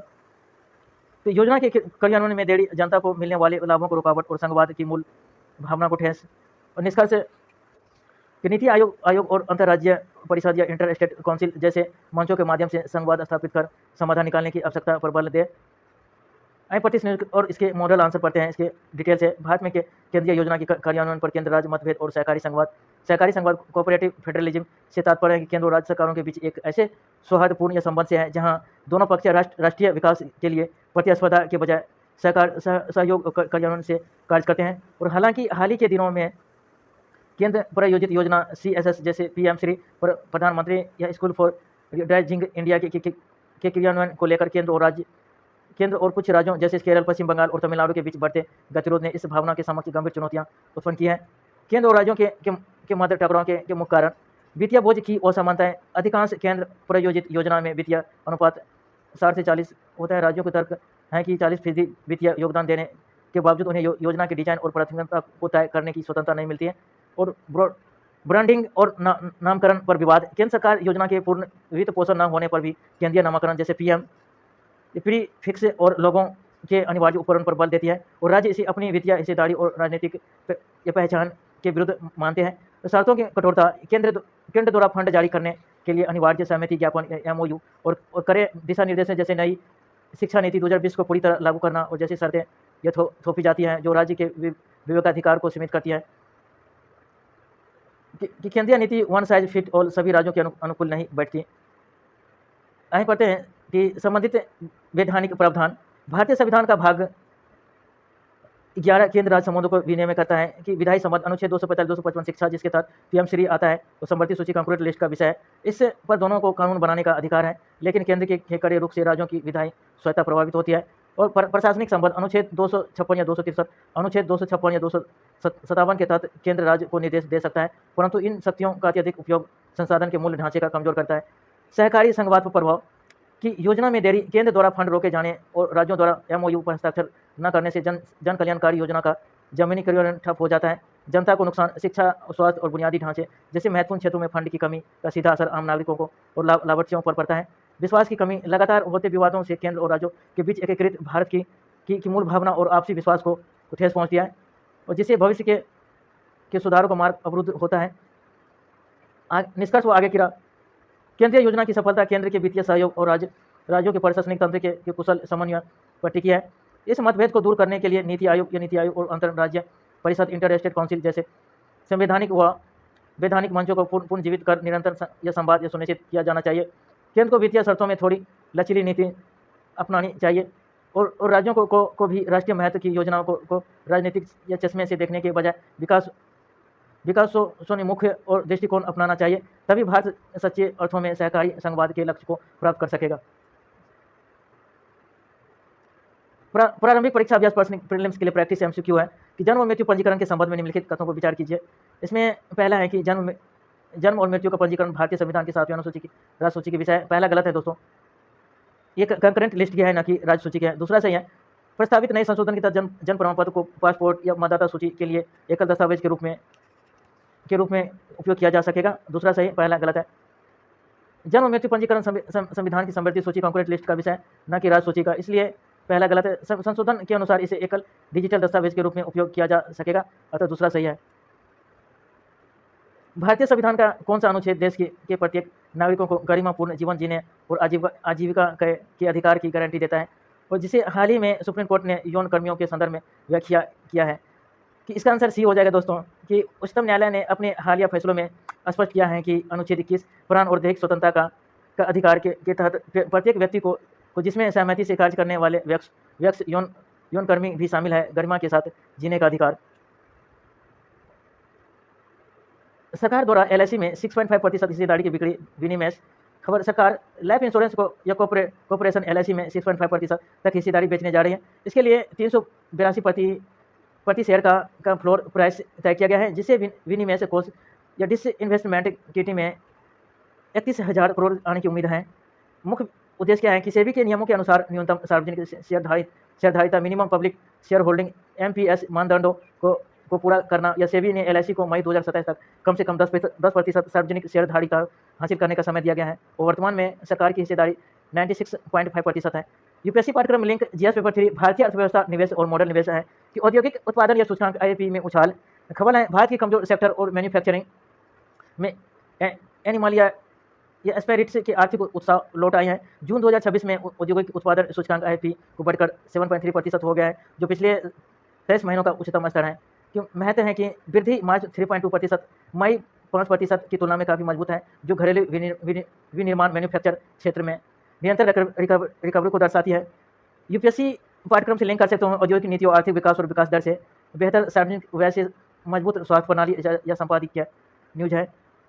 पेज पर प्रकाशित लेख के अनुसार भारत में यूनिवर्सल हेल्थ कवरेज यूएचसी की सफलता के लिए सार्वजनिक स्वास्थ्य खर्च को बढ़ाने की सख्त जरूरत है। वर्ल्ड बैंक की रिपोर्ट के अनुसार भारत में प्रति व्यक्ति सार्वजनिक स्वास्थ्य व्यय काफ़ी कम है और चुनौती केंद्र और राज्य दोनों सरकारी स्वास्थ्य पर वास्तविक बजटीय आवंटन कम है, जिससे नागरिकों को अपनी जेब से अधिक खर्च या आउट ऑफ पॉकेट एक्सपेंडिचर करना पड़ता है। और यूपीएससी के लिए इस टॉपिक को जोड़ सकते हैं दोस्तों। जीएस पेपर 2 या 3 स्वास्थ्य से संबंधित सामाजिक क्षेत्र का विस्तार या मानव संसाधन आर्थिक नीतियों से इस टॉपिक को जोड़ सकते हैं दोस्तों। आइए पढ़ते हैं आगे कि भारतीय अभ्यास हैं प्रीलिम्स के लिए क्वेश्चन प्रैक्टिस है कि न्यूनतम सार्वजनिक शेयरधारिता minimum public shareholding MPS मानदंडों के संदर्भ में है। निम्नलिखित कथनों पर विचार कीजिए। पहला है कि इसके तहत भारतीय प्रतिभूति और विनिमय बोर्ड से भी सभी सूचीबद्ध या कंपनियों को कम से कम 25% सार्वजनिक शेयरधारिता बनाए रखने का निर्देश देता है, जिससे सार्वजनिक क्षेत्र के उपकरणों या पीएसयू को कुछ विशेष छूट प्राप्त होती है। दूसरा है एलआईसी को मई 2027 तक की अपनी सार्वजनिक हिस्सेदारी बढ़ाकर कम से कम 10% करने का समय दिया गया है। तो इसका आंसर दोनों सही हो जाएगा दोस्तों। आइए इसका व्याख्या पढ़ते हैं कि सेबी का नियम है 25% सार्वजनिक हिस्सेदारी का है, लेकिन एलआईसी जैसी बड़ी सरकारी कंपनियों को इसके कार्यान्वयन के लिए विशेष समय सीमा या चरणबद्ध छूट वर्तमान में 10% का लक्ष्य दी गई है। दूसरा है औद्योगिक उत्पादन या सूचकांक आईआईपी के संबंध में निम्नलिखित कथनों में से कौन सा कथन सही है कि पहला है आईआईपी का संकल्प और प्रकाशन का मासिक आधार पर राष्ट्रीय सांख्यिकी कार्यान्वयन और एनएसओ द्वारा किया जाता है और आईआईपी के भीतर 8 मुख्य उद्योगों या 8 कोर इंडस्ट्री का कुल भार लगभग 40.27% है। तो इसका दूसरा का आंसर भी दोनों हो जाएगा दोस्तों। आइए इसका व्याख्या पढ़ते हैं कि आईआईपी को एनएसओ या सांख्यिकी या कार्यक्रम कार्यान्वयन मंत्रालय द्वारा जारी किया जाता है और इसके कोर या सेक्टर का भारांक या वेटेज लगभग 40.27% है। मेंस के लिए क्वेश्चन प्रैक्टिस है कि भारतीय अर्थव्यवस्था के लिए कि सार्वजनिक क्षेत्र के उपकरणों या पीएसयू में विनिवेश या डिसइन्वेस्टमेंट केवल वित्तीय घाटे को पाटने का उपकरण नहीं होना चाहिए, बल्कि इसका उद्देश्य बाजार दक्षता और कॉर्पोरेट प्रशासन में सुधार करना होना चाहिए। हाल ही में एलआईसी के ऑफर ऑफ सेल ओएफएस के संदर्भ में इस कथन का आलोचनात्मक विश्लेषण कीजिए। 150 शब्द संख्या है कि भूमिका सरकार द्वारा एलआईसी में 6.5% हिस्सेदारी बेचकर 31,000 करोड़ का जुटाने के निर्णय का उल्लेख करें कि पक्ष में दक्षता और नियामक अनुपालन सेबी के न्यूनतम या सार्वजनिक शेयरधारिता एमपीएस नियमों का पालन, बाजार में पारदर्शिता बढ़ाना और खुदरा निवेशकों की भागीदारी बढ़ने से कंपनियों के लिए कॉर्पोरेट गवर्नेंस में सुधार होता है। विपक्ष या चुनौतियां केवल बजटीय लक्ष्यों या राजकोषीय घाटों को कम करने के लिए या रणनीति या संपत्तियों को बेचना दीर्घकालिक लाभांशों डिविडेंड को प्रभावित करता है। बाजार के उतार चढ़ाव के दौरान उचित मूल्य फेयर वैल्यू न मिलना और निष्कर्ष निवेश का उद्देश्य है कि न्यूनतम सरकार या अधिकतम शासन के सिद्धांतों पर आधारित होना चाहिए ताकि प्राप्त धन का उपयोग या बुनियादी ढांचे के निर्माण में किया जा सके। दूसरा प्रश्न है सामाजिक अवसंरचनाएं स्वास्थ्य अर्थव्यवस्था। भारत में यूनिवर्सल हेल्थ कवरेज यूएचसी प्राप्त करने की दिशा में अपर्याप्त प्रति व्यक्ति या सार्वजनिक स्वास्थ्य व्यक्त सबसे बड़ी बाधा है। इस समस्या के कारणों का विवेचना कीजिए कि स्वास्थ्य प्रणालियों को मजबूत करने के उपाय सुझाइए। 250 शब्द 15 अंक की हैं। आइए पढ़ते हैं इसका मॉडल आंसर, इसका भूमिका पढ़ते हैं। वर्ल्ड बैंक और राष्ट्रीय स्वास्थ्य प्रोफाइल के आंकड़ों की शुरुआत करें जो भारत के कम सार्वजनिक स्वास्थ्य या खर्च जीडीपी का लगभग 1.5% से 2% को दर्शाता है। मुख्य मुद्दे हैं कि आउट ऑफ पॉकेट व्यय ओओपी की अधिक होने से लोग गरीबी रेखा से नीचे चले जाते हैं और राज्य और केंद्र के बीच बजटीय प्राथमिकताओं या असंतुलन, प्राथमिक स्वास्थ्य केंद्रों पीएचसी में बुनियादी ढांचे की कमी। और समाधान क्या है कि राष्ट्रीय स्वास्थ्य नीति 2017 के अनुसार जन स्वास्थ्य व्यय को जीडीपी के 2.5% तक की बढ़ाना और ऑफ बजट खर्चों के बजाय प्रत्यक्ष बजटीय आवंटन की मजबूती करना और डिजिटल हेल्थ इंफ्रास्ट्रक्चर और बीमा मॉडल जैसे आयुष्मान भारत के साथ साथ सार्वजनिक और अस्पतालों की गुणवत्ता में सुधार। केरल बाढ़ और आपदा प्रबंधन, Kerala floods disaster management. Kerala के कई हिस्सों में वायनाड या कोटायम या पतनमथिट्टा में अत्यधिक भारी बारिश या 350 mm के कारण अचानक आई बाढ़ या फ्लैश फ्लड और भूस्खलन लैंडस्लाइड से व्यापक तबाही हुई है। और पाठ्यक्रम लिंक जीएस पेपर 3 या आपदा प्रबंधन और पर्यावरण। मुख्य बिंदु है पश्चिमी घाट में अवैज्ञानिक विनिर्माण, वनों की कटाई और जलवायु परिवर्तन के कारण चरम मौसम की घटनाएं, एक्सट्रीम वेदर इवेंट बढ़ी हैं। या कारगिल और या कस्तूरी रंगन समिति की सिफारिश को लागू न करना इन क्षेत्रों की संवेदनशीलता को बढ़ा रहा है। और पश्चिमी घाट पर या पारिस्थितिक रूप से संवेदनशीलता क्षेत्र वेस्टर्न घाट ईएसए नोटिफिकेशन खबर केंद्रीय पर्यावरण मंत्रालय ने राज्यों के विरोध के बीच 7वीं बार पश्चिमी घाट को पारिस्थितिक रूप से संवेदनशील क्षेत्र या इको सेंसिटिव एरिया ईएसए घोषित करने के लिए ड्राफ्ट नोटिफिकेशन जारी किया है। और पार्ट लिंक जीएस पेपर 3 जैव विविधता और पर्यावरण संरक्षण। इस अधिसूचना का उद्देश्य खनन या उत्खनन, क्वायरिंग या बड़े विनिर्माण कार्यों को पूरी तरह प्रतिबंध लगाना और कर्नाटक, केरल, तमिलनाडु जैसे राज्य बुनियादी ढांचे के विकास और आजीविका के नुकसान का हवाला देकर इसका विरोध कर रहे हैं। और पोस्ट फैक्टो पर्यावरण मंजूरी, post facto environmental clearance. Supreme court के हालिया फैसले के जन विश्वास अधिनियम, जन विश्वास एक्ट संशोधन के बाद पोस्ट फैक्टो परियोजना शुरू होने के बाद पर्यावरण मंजूरी देने की प्रणाली फिर से चर्चा में है, जिसकी संपादकीय में आलोचनात्मक की गई है कि पाठ्यक्रम जीएस पेपर 3 पर्यावरण शासन और प्रभाव मूल्यांकन मुख्य बिंदु हैं। आलोचकों का मानना है कि उल्लंघनकर्ताओं पर केवल वित्तीय जुर्माना लगाना पर्यावरण को नुकसान पहुंचाने को व्यापार लागत या कॉस्ट डूइंग बिजनेस जैसा बना देता है और यह पर्यावरण या प्रीकॉशनरी प्रिंसिपल या एहतियाती सिद्धांत का उल्लंघन करता है। प्रारंभिक परीक्षा पीटी के लिए क्वेश्चन प्रैक्टिस है कि पश्चिमी घाट या पारिस्थितिक रूप से संवेदनशील क्षेत्र ईएसए के संदर्भ निम्नलिखित कथनों पर विचार कीजिए। इसमें पहला है, पर्यावरण मंत्रालय ने हाल ही में पर्यावरण संरक्षण अधिनियम 1936 के तहत यह पश्चिमी घाट के लिए ड्राफ्ट अधिसूचना जारी की है। और दूसरा है, कस्तूरी रंगन यह समिति ने पूरे पश्चिमी घाट क्षेत्र को पारिस्थितिक रूप से संवेदनशील क्षेत्र घोषित करने की सिफारिश की थी। और तीसरा है, ईएसए के रूप में अधिसूचित होने के बाद संबंधित क्षेत्रों में सभी प्रकार की कृषि गतिविधियों पर पूर्ण प्रतिबंध लग जाता है। तो इसका आंसर पहला सही है और दूसरा तीसरा गलत है। आगे पढ़ते हैं कि यह अधिसूचना पर्यावरण संरक्षण अधिनियम 1986 के तहत जारी की जाती है। दूसरा गलत है क्योंकि गाडगिल समिति WGEP ने पूरी पश्चिमी घाट को ईएसए बनाने की सिफारिश की थी, जबकि कस्तूरी रंगन और समिति ने इसे घटाकर केवल 37% करने का सुझाव दिया था। तीसरा भी गलत है क्योंकि ईएसए में खनन और बड़े उद्योगों पर प्रतिबंध होता है और सामान्य कृषि गतिविधियों पर नहीं। परिस्थिति संरक्षण अनिवार्यता और राज्यों की विकास संबंधी आकांक्षाओं के टकराव के पश्चिमी या गतिरोध का मुख्य कारण पीटी में के लिए ये था क्वेश्चन, किसमें क्या बोला गया कि दूसरा क्यों गलत है। किसमें गाडगिल समिति पूरी तरह पश्चिमी घाट ये बनाने की सिफारिश करती है, जबकि कस्तूरी क्या कहते हैं, समिति ने घटाकर 37%। इसमें ऑप्शन में अपोजिट दिया गया था। परिस्थिति संरक्षण अनिवार्यता और राज्यों की विकास संबंधी आकांक्षाओं के बीच टकराव के पश्चिमी घाट गतिरोध का मुख्य कारण है कि हाल ही में जारी पश्चिमी घाट ईएसए ड्राफ्ट अधिसूचना और केरल में बार बार आने आलोक में इस कथन का समालोचन कीजिए कि 250 शब्द 15 की है कि इसमें बोला गया कि इंट्रो में लिखे गए कि हाल ही में आई विनाशकारी बाढ़ भूस्खलन पर्यावरण मंत्रालय द्वारा पश्चिमी घाट ड्राफ्ट नोटिफिकेशन का आदेश देते हुए शुरुआत करें। और परिस्थिति अनिवार्यता क्यों, पश्चिमी घाट की जैव विविधता मानसून विनियमित करने में इसकी अवैज्ञानिक विकास के कारण बढ़ते भूस्खलन के खतरे को रेखांकित करें। और राज्य का विरोध या चिंताएं जैसे कृषि भूमि का नुकसान, बुनियादी ढांचा परियोजना में रुकावट और स्थानीय आवाजाही की विस्थापन और नीतिगत विस्थापन, कारगिल बनाम कस्तूरी रंगन रिपोर्ट में आम सहमति न बना और टॉप डाउन दृष्टिकोण, समुदाय में विश्वास की कमी, आगे की राह, रिमोट सेंसिंग के बजाय ग्राउंड थ्रेटिंग, जमीनी स्तर पर सत्यापन, स्थानीय संरक्षण की भागीदारी बनाना, सतत विकास को बढ़ावा देना। अगला है मुख्य लेख, डॉग टंग इंस्पायर्ड या कूलिंग टेक्नोलॉजी बाय OCCS चर्चा में क्यों। वैज्ञानिक ने बीगल प्रजाति के कुत्तों की जीभ पर सूक्ष्म बालों जैसी संरचनाओं की खोज की है जो लार को तेजी से फैलाने और वाष्पीकृत या इवेपोरेट करने की में मदद करती है। इसी से प्रेरित होकर बॉयक्स नामक एक नया थर्मल मटेरियल बनाया गया है। और मुख्य बिंदु हैं, तकनीकी बॉयक्स की सतह पर सूक्ष्म ढांचे या माइक्रोस्कोप ग्रुप्स होते हैं जो तरल पदार्थों को तेजी से फैलाते हैं और इसके भीतर लगे नैनो वर्ड्स या नैनो वायरेज पानी के अणुओं के बीच के वांड को कमजोर कर देती है, जिससे वापसीकरण आसान हो जाता है। और लाभ, यह बिना किसी बाहरी शक्ति या एक्सटर्नल पावर या पंप के समान सामग्रियों की तुलना में 150% अधिक गर्मी को हटा सकता है। इसका उपयोग इलेक्ट्रॉनिक्स और गैजेट्स में को ठंडा रखने में किया जाएगा।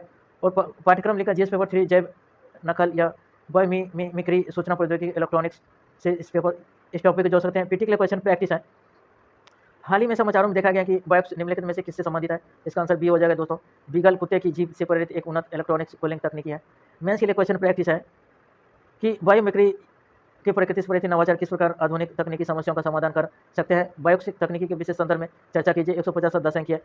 मुख्य लेख, भारत में वैज्ञानिक प्राधिकरण या साइंटिस्ट रिटेंशन की चुनौतियाँ की, उसका आंसर पढ़ेंगे, आगे पढ़ेंगे दोस्तों। पढ़ते हैं पहले कि अगला न्यूज़ देखते हैं, भारत में वैज्ञानिक प्राधिकरण या साइंटिस्ट रिटेंशन की चुनौतियाँ।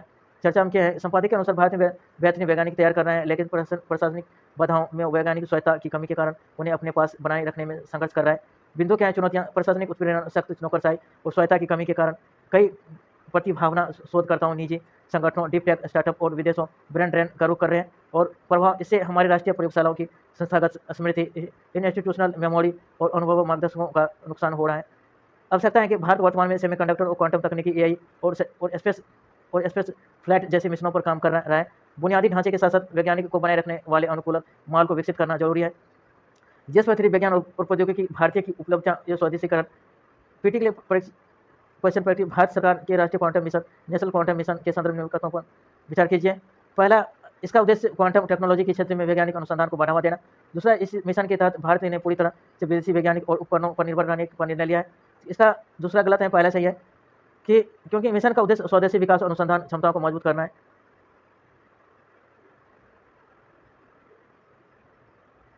दूसरा गलत है, पहला सही है। मुख्य परीक्षा क्वेश्चन पेपर भारत में अत्याधुनिक अनुसंधान संस्थान और धन के आवंटन के बावजूद वैज्ञानिक के लिए अनुकूलन, कामकाजी माहौल की कमी नवाचारों को बाधित कर रही है। ऊपर परीक्षण की 250 और 15 अंक है। उत्तर है मॉडल आंसर। भूमिका भारत के अनुसंधान परिदृश्य जैसे चंद्रयान, वैक्सीन विकास और हालिया वित्तीय पहलों जिसे NRF का उल्लेख करते हुए शुरुआत करें। अनुकूलन, माहौल की कमी, चुनौतियां, प्रशासनिक बाधाओं, नौकरशाही और कार्य समिति और रेखांकित हैं करें। नवाचार पर प्रभाव, इन कमियों के कारण होने वाले नुकसान जैसे ब्रेन ड्रेन, कम पेमेंट को समझाएं और सुधारात्मक कदम आगे की राह। अनुसंधान के माहौल को सुधारने के लिए व्यवहारिक सुझाव दें। मॉडल आंसर है कि हाल के वर्षों में भारत ने राष्ट्रीय अनुसंधान स्थापना, NRF जैसे प्रावधान या चंद्रयान 3 जैसे सफलताओं के माध्यम से विज्ञान और प्रौद्योगिकी में अपनी वैश्विक उपस्थिति मजबूत की है। और हालांकि अत्याधुनिक बुनियादी ढांचे और बढ़ते बजट आवंटन के बाद भी जमीनी स्तर पर प्रशासनिक और सांस्कृतिक बाधाएं वैज्ञानिक की पूर्ण क्षमताएं और नवाचार इनोवेशन को सीमित कर रही है। विज्ञानों के लिए अनुकूल या कामकाजी माहौल की कमी, चुनौतियां, अत्यधिक नौकरशाही या ब्यूरोक्रेट या हडल अनुसंधान संस्थानों में धन की स्वीकृति या उपकरणों की खरीद और फाइलों के निपटान में लाल फीताशाही के कारण महीनों का समय नष्ट हो जाती है। और पदानुक्रमित संस्कृति या है हियरार्चिकल या कल्चर, कई भारतीय संस्थानों में वरिष्ठता या सैनिटरी को योग्यता या मेरिट से ऊपर प्राथमिकता दी जाती है और इससे युवा वैज्ञानिक के नए के विचारों को प्रोत्साहन नहीं मिल पाता है। जोखिम लेने से बचना, रिस्क एवर्जन, असफलताओं को वैज्ञानिक प्रक्रिया के हिस्से के रूप में स्वीकार करने के बजाय नकारात्मक रूप से देखा जाता है। यह रवैया वैज्ञानिकों को यह क्रांतिकारी या अनुसंधान करने से रोकता है।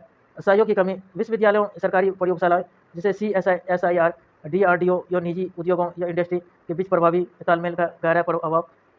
मूल्यांकन पद्धति, अनुसंधान की गुणवत्ता, क्वालिटी और व्यवहारिक उपयोग के बजाय केवल शोध पत्रों या पेपर की संख्या के आधार पर प्रदर्शन आकलन किया जाता है। नवाचार का प्रभाव, प्रतिभा या पलायन या ब्रेन ड्रेन, बेहतर कार्य संस्कृति या अनुसंधान की स्वतंत्रता के लिए भारत के शीर्ष वैज्ञानिक विदेशों का रुख करते हैं।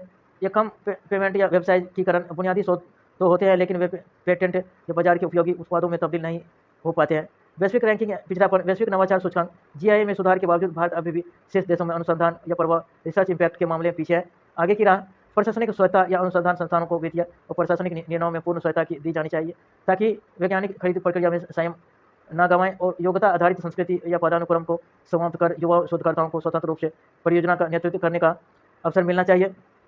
अकादमिक लिंकेज, अनुसंधान को बाजार में जरूरतों से जोड़ने के लिए निजी क्षेत्रों को भागीदारी और सवित्त पोषण या को फंडिंग को बढ़ावा देना चाहिए। निष्कर्ष, पैसा और बुनियादी ढांचा केवल उपकरणों, लेकिन नवाचारों के लिए स्वायत्ता और लचीला माहौल सबसे जरूरी ईंधन है। और भारत को 2047 तक विकसित भारत बनाने के लिए अपने अनुसंधान संस्थाओं को नौकरशाही के बंधनों को मुक्त कर एक वैज्ञानिक अनुकूलन या पारिस्थितिक तंत्र का निर्माण करना होगा। प्लांट्स वेस्ट या डाइट या गट हेल्थ, माइक्रोबायोम साइंस चर्चा के शोधकर्ता में स्पष्ट किया है कि पौधे आधारित प्लांट बेस्ड आहार मानव के पेट की स्वास्थ्य, गट हेल्थ को कैसे बेहतर बनाते हैं। प्रक्रिया, पशु प्रोटीन के विपरीत कई पादप या प्लांट प्रोटीन सीधे कोलन या बड़ी आंत तक पहुंचते हैं। वहां मौजूद गट या बैक्टीरिया इन्हें हिपोरिक एसिड जैसे लाभकारी यौगिकों में बदल देते हैं। और फाइबर की भूमिका, घुलनशील फाइबर, सोल्यूबल फाइबर आंत की रक्षा करता है और फाइबर की कमी होने पर बैक्टीरिया या शरीर के अपने सुरक्षात्मक बलगम या मुकस को खाने लगते हैं जिससे विषाक्त पदार्थ बनते हैं और पादप प्रोटीन और फाइबर मिलकर एक स्वस्थ माइक्रोबायोम बनाते हैं। यूपीएससी पाठ्यक्रम जीएस पेपर 3 इस टॉपिक को जो पढ़े जब प्रौद्योगिकी स्वास्थ्य मानव रोग से इस टॉपिक जो होता है। पीटी के लिए क्वेश्चन पढ़े कि मानव पाचन तंत्र या गट माइक्रोबायोम या गट माइक्रोबायोम के संबंध में निम्नलिखित कथनों पर विचार कीजिए। और पादप प्रोटीन बड़ी आंत में जाकर बैक्टीरिया द्वारा हिपोरिक या एसिड जैसे लाभकारी तत्वों में परिवर्तित होते हैं। दूसरा है आहार में फाइबर की कमी होने पर आंत में बैक्टीरिया शरीर के सुरक्षात्मक बलगम मकुस को नुकसान पहुंचाता है। उसका दोनों आंसर हो जाएगा दोस्तों, दोनों सही है। वन लाइनर साइंस स्नैपशॉट है पीटी के लिए।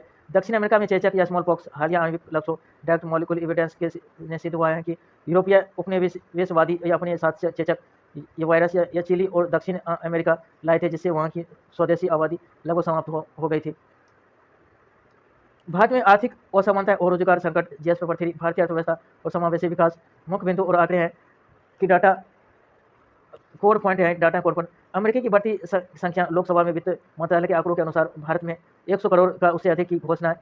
सकल कुल आय वाले व्यक्तियों की संख्या वित्तीय वर्ष 2021-22 में 142 से बढ़कर 2025-26 से 516 हो गई है और मिलियंस की वृद्धि। यूएसबी ग्लोबल वेल्थ रिपोर्ट 2026 के अनुसार भारत में डॉलर बिलियनियर्स करोड़पति की संख्या 9,44,000 तक पहुंच गई है, जो इसे स्विट्जरलैंड और स्पेन के समकक्ष लाकर खड़ा करती है। और आम जनता का संघर्ष इसके विपरीत कि आवधिक श्रम बल सर्वेक्षण PLF 2025 के अनुसार वित्तीय कर्मचारी को औसत मासिक वेतन 22,699 है, जबकि आकस्मिक कैजुअल श्रमिकों को दैनिक मजदूरी केवल 593 रुपये है। तो मुख्य चुनौतियां हैं कि चैलेंज है कि सीमित राजनीतिक गतिशीलता या श्रिंकिंग अपवर्ड मोबिलिटी। समाज के निचले स्तर के लोगों के लिए ऊपर उठने के रास्ते लगातार संकीर्ण हो रहे हैं और कौशल और रोजगार में अंतर। देश की युवा आबादी के लिए पर्याप्त गुणवत्तापूर्ण शिक्षा और रोजगार के अवसरों की भारी कमी है, जिसे वादों और धरातल की वास्तविकता में बड़ा अंतर आ रहे हैं। और कोविड के बाद के सेपरेट रिकवरी समाज का एक छोटा हिस्सा तेजी से समृद्ध है, और जबकि बहुसंख्यक या आबादी आज भी आजीविका के संकट से जूझ रही है। आगे की राह है कि गुणवत्तापूर्ण शिक्षा सरकार के शैक्षणिक ढांचे को बाजार की जरूरत के अनुसार सुदृढ़ और प्रतिष्ठा बनाना होगा। रोजगार सृजन केवल आर्थिक विकास दर GDP बढ़ाने के बजाय रोजगार परक विकास या जॉब लेड ग्रोथ पर ध्यान केंद्रित करना आवश्यक है। सुरक्षा आकस्मिक श्रम बल के लिए न्यूनतम मजदूरी या आकस्मिक सुरक्षा को बेहतर बनाना होगा। और मुख्य परीक्षा का अभ्यास है मेंस प्रैक्टिस क्वेश्चन है। भारत में बढ़ती आर्थिक समृद्धि के समानांतर तीव्र असमानता और सीमित सामाजिक गतिशीलता अपवर्ड मोबिलिटी चिंता का विषय बनती रही है। और अधिक श्रम बल सर्वेक्षण PLF के संदर्भ में इस कथन का समालोचनात्मक विश्लेषण कीजिए और इसके समाधान के उपाय सुझाइए। 250 15 किया है। मॉडल आंसर हो जाएगा कि इसके USB वेल्थ रिपोर्ट हालिया जानकारी आंकड़ों के माध्यम से भारत करोड़पति की बढ़ती संख्या और दूसरी तरफ आम वेतनी भोगी वर्ग की स्थिति को स्पष्ट करते हुए शुरुआत करें। बॉडी में लिखेंगे आर्थिक असमानता के कारण रेखांकित करें, जो तकनीकी बदलाव, कौशल की कमी और अनौपचारिकता क्षेत्र में कमी, मजदूरी। मुख्य भाग PLFFS के आंकड़ों का उपयोग करते हुए नियमित बनाम आकस्मिक श्रमिकों की आय के अंतर को दर्शाएं। सॉल्यूशन समावेशी नीतियां, शिक्षा सुधार, विनिर्माण, मैन्युफैक्चरिंग क्षेत्र में रोजगार बढ़ाने पर बल दें और निष्कर्ष एक संतुलित आर्थिक दृष्टिकोण की आवश्यकता के साथ उत्तर समाप्त करें। इसका मॉडल आंसर देखते हैं कि UBS वेल्थ रिपोर्ट के अनुसार भारत में करोड़पति की संख्या में तेजी से वृद्धि हो रही है, जो देश की मजबूती आर्थिक समृद्धि को दर्शाती है। हालांकि इसके समानांतर आवधिक श्रम बल सर्वेक्षण PLFS के आंकड़ों को एक चिंताजनक तस्वीर पेश करते हैं। भारत में आर्थिक विकास का लाभ समांतर रूप से नहीं बढ़ रहा है, जिससे तीव्र असमानताएं और समिति और सामाजिक गतिशीलता अपवर्ड मोबिलिटी की स्थिति उत्पन्न हो गई है। आर्थिक असमानता और समिति सामाजिक गतिशीलता के कारण भारत में समृद्धि के बीच असमानता बढ़ने के मुख्य कारण निम्नलिखित है। तकनीकी बदलाव, टेक्नोलॉजिकल शिफ्ट, डिजिटल अर्थव्यवस्था, ऑटोमेशन ने उच्च कौशल या हाई स्किल वाले पेशेवरों की मांग बढ़ा दी है, जिससे उनके वेतन में भारी वृद्धि है। कौशल की गंभीर कमी, स्किल गैप, भारत के बड़े कार्यबल के पास आधुनिक बाजार के अनुकूल कौशल नहीं है, जिससे वे कम वेतन वाले कार्यों में फंस जाते हैं। और अनौपचारिकता क्षेत्र का प्रभुत्व, देश का लगभग 90% कार्यबल अभी भी अनौपचारिक क्षेत्र या इनफॉर्मल सेक्टर में है, जहां सामाजिक सुरक्षा और न्यूनतम मजदूरी का अभाव है। मुख्य भाग PLF आंकड़ों के संदर्भ में समालोचनात्मक विश्लेषण। PLF के हालिया आंकड़े के भारत में श्रम बाजार की संरचनात्मक कमजोरियां और आय के अंतर को स्पष्ट रूप से दर्शाते हैं। विनियमित बनाम आकस्मिक श्रमिक, regular versus casual worker. PLF report में दिखाती है कि विनियमित वेतन पाने वाले कर्मचारियों की मासिक आय आकस्मिक या कैजुअल दैनिक वेतन भोगी श्रमिकों की तुलना में दोगुनी से भी अधिक है। स्वरोजगार या उच्चतम हिस्सेदारी, PLF के अनुसार कुल कार्यबल का एक बड़ा हिस्सा 55% से अधिक स्वरोजगार या सेल्फ एम्प्लॉयड में लगा है। इसमें अधिकांश अवैतनिक या पारिवारिक श्रम या अनपेड फैमिली हेल्पर हैं, जो छिपी हुई बेरोजगारी को दर्शाता है। या सीमित सामाजिक गतिशीलता, आकस्मिक श्रम में लगे या परिवारों की अगली पीढ़ी की कौशल और शिक्षा के अभाव में उसी चक्र में फंसी रह जाती है, जिससे ये ऊर्ध्वगामी या गतिशीलता या अपवर्ड मोबिलिटी अवरुद्ध होती है। समाधान के उपाय या सजेशन फॉर इंक्लूजन, इस खांचे को काटने और समावेशी विकास सुनिश्चित करने के लिए निम्नलिखित कदम आवश्यक है। विनिर्माण क्षेत्र, मैन्युफैक्चरिंग को बढ़ावा, PLI योजना का विस्तार श्रमकरण क्षेत्रों जैसे कपड़ा, चमड़ा, इलेक्ट्रॉनिक्स असेंबली में करके अर्धकुशल श्रमिकों के लिए कि बड़े पैमाने पर रोजगार सृजित करना। और शिक्षा और कौशल सुधार, स्किल अपग्रेडेशन, राष्ट्रीय शिक्षा नीति एनईपी के तहत व्यावसायिक प्रशिक्षण को स्कूली स्तर से जोड़ना, ताकि कार्यबल उद्योग तैयार इंडस्ट्री या रेडी बन सके। और सामाजिक सुरक्षा या सार्वभौमिक भौमिकीकरण या गिग इकोनॉमी, जीआईजी इकोनॉमी के श्रमिकों और असंगठित क्षेत्रों के मजदूरों के लिए भविष्य निधि, पीएफ, स्वास्थ्य बीमा और न्यूनतम मजदूरी कानून या कड़ाई से लागू करना। और प्रगतिशील कराधान या प्रोग्रेसिव टैक्सेशन, सुपर रिच या अति अमीर पर करों के माध्यम से प्राप्त राजस्व को स्वास्थ्य और प्राथमिक शिक्षा जैसे सामाजिक बुनियादी ढांचे में निवेश करना। निष्कर्ष, भारत को विकसित भारत 2047 के लक्ष्य को प्राप्त करने के लिए केवल जीडीपी वृद्धि पर निर्भर नहीं रहना और नहीं चाहिए, और आर्थिक समृद्धि के लिए साथ साथ सामाजिक न्याय सुनिश्चित करना अनिवार्य है। जब तक पीएलएफएस द्वारा इंगित श्रम या बाजार की विसंगतियों को दूर नहीं किया जाता, तब तक वास्तविक सामाजिक गतिशीलता संभव नहीं होगी। एक संतुलित आर्थिक दृष्टिकोण जो पूंजी के साथ साथ श्रम को भी पुरस्कृत करे, आज समय की मांग है। भारत में आय और धन की असमानता के संदर्भ में विश्व असमानता रिपोर्ट, वर्ल्ड इनक्वालिटी रिपोर्ट 2024 के अनुसार भारत में वैक्स जनसंख्या के शीर्ष 1% के पास देश की कुल संपत्ति या वेल्थ का लगभग कितना हिस्सा है। तो इसका आंसर 40% है दोस्तों। कि असमानता रिपोर्ट 2024 के अनुसार 2023-24 में भारत की वैक्स आबादी 1% के कुल संपत्ति का लगभग 40% हिस्सा था। ऐतिहासिक रूप से उच्चतम स्तरों से एक कम है। भारत सरकार की सांख्यिकी और कार्यक्रम कार्यान्वयन मंत्रालय एमओएसपी द्वारा जारी आवधिक श्रम बल सर्वेक्षण पीएलएफएस के संबंध निम्नलिखित में से कौन सा कथन सही है? तो इसमें बी सही है दोस्तों कि यह राष्ट्रीय सांख्यिकी कार्यालय एनएसओ द्वारा संचालित किया जाता है। आवधिक श्रम सर्वेक्षण पीएलए को एमओएसपी के तहत राष्ट्रीय सांख्यिकी कार्यालय एनएसओ द्वारा संचालित किया जाता है। हिंट है, याद रखिए कि भारत में रोजगार या बेरोजगारी के आंकड़े को कौन सी आधिकारिक संस्था जारी करती है। यह सर्वेक्षण 2017 में शुरू किया गया था ताकि रोजगार के अधिक सटीक और लगातार आंकड़े मिल सके।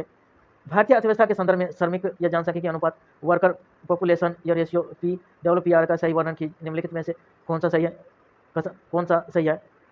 इसका श्रमिक जनसंख्या अनुपात, इसका आंसर डी हो जाएगा जो दोस्तों।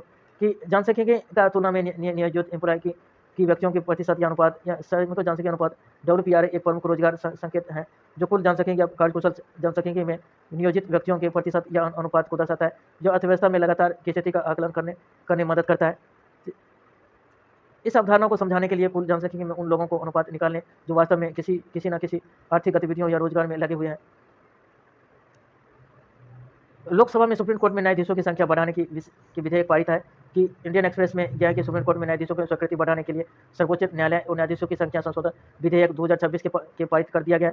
और तथ्य है, इस विधेयक को कानून बनाने के बाद सुप्रीम कोर्ट में भारत के मुख्य न्यायाधीशों GCI सहित अन्य न्यायाधीशों की संख्या 34 से बढ़कर 38 हो जाएगी। सरकार ने इसके मई में एक अध्यादेश ऑर्डिनेंस जारी किया था। और सुप्रीम कोर्ट में लंबित मामले या प्रीडेंसी ऑफ केस को लगातार बढ़ना, और वर्तमान में न्यायालय 92,101 में अधिक मामले लंबित हैं। प्रारंभिक परीक्षा PT के लिए क्वेश्चन है कि सर्वोच्च न्यायालय में न्यायाधीशों की संख्या के संबंध में निम्नलिखित बातों पर विचार कीजिए। संविधान का अनुच्छेद 124 के तहत संसद को कानून बनाकर सर्वोच्च न्यायालय के न्यायाधीशों की संख्या निर्धारित करने की शक्ति प्राप्त है। संसद ने हाल ही में न्यायालय की स्वीकृत या संख्या को मुख्य न्यायाधीशों सहित 38 करने के लिए विधेयक पारित किया है। और तीसरा, संसद सत्र में न होने पर राष्ट्रपति अनुच्छेद 123 के तहत न्यायाधीशों की संख्या बढ़ाने के लिए अध्यादेश जारी कर सकते हैं। इसका तीनों आंसर हो जाएगा। भारतीय संविधान अनुच्छेद 224(1) के अनुसार संसद कानून के द्वारा न्यायाधीशों की संख्या तय करती है। और हालिया संशोधन विधेयक 2026 के द्वारा यह संख्या 38 की जा रही है। इसके पूर्व ने इस संबंध में अध्यादेश या अनुच्छेद 123 जारी किया था। मेंस के लिए क्वेश्चन प्रैक्टिस है कि भारतीय न्यायपालिका में मामलों की बढ़ती लंबित संख्या या जुडिशियल पेंडेंसी कानून के शासन व त्वरित न्याय के अधिकार के संबंध में एक गंभीर चुनौती है। न्यायाधीशों की संख्या में वृद्धि इस समस्या का एकमात्र समाधान नहीं हो सकती। इस कथन के आलोक में न्यायपालिका में लंबित मामलों के कानून या इसके सुधार के उपायों की समीक्षा कीजिए। 250 रैंक की है। इसका मॉडल आंसर हो जाएगा हाल ही में लोकसभा द्वारा पारित सुप्रीम कोर्ट या न्यायाधीशों की संख्या या संशोधन विधेयक 2026 का उल्लेख करें और सुप्रीम कोर्ट में लंबित 92,000 मामलों को डेटा प्रस्तुत करें। और मुख्य बात, न्यायाधीशों की संख्या बढ़ाने के बाद संवैधानिक पीठों का समय पर गठन या प्रति न्यायाधीशों की कार्यभार में कमी, अपील या मामलों की तेजी से निपटारा। और केवल संख्या बढ़ाना पर्याप्त क्यों नहीं?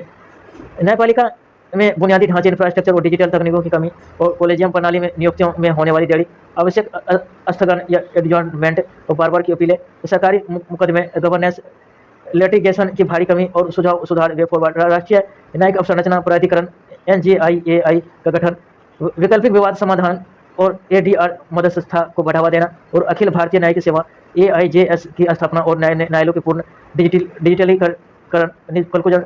कि त्वरित न्याय प्रत्येक नागरिक को मौलिक अधिकार है कि अनुच्छेद 21 के तहत केवल न्यायाधीश बढ़ाना नहीं बल्कि समग्र न्यायिक सुधार होलिस्टिक जुडिशियल रिफॉर्म ही इसका दीर्घकालिक समाधान है।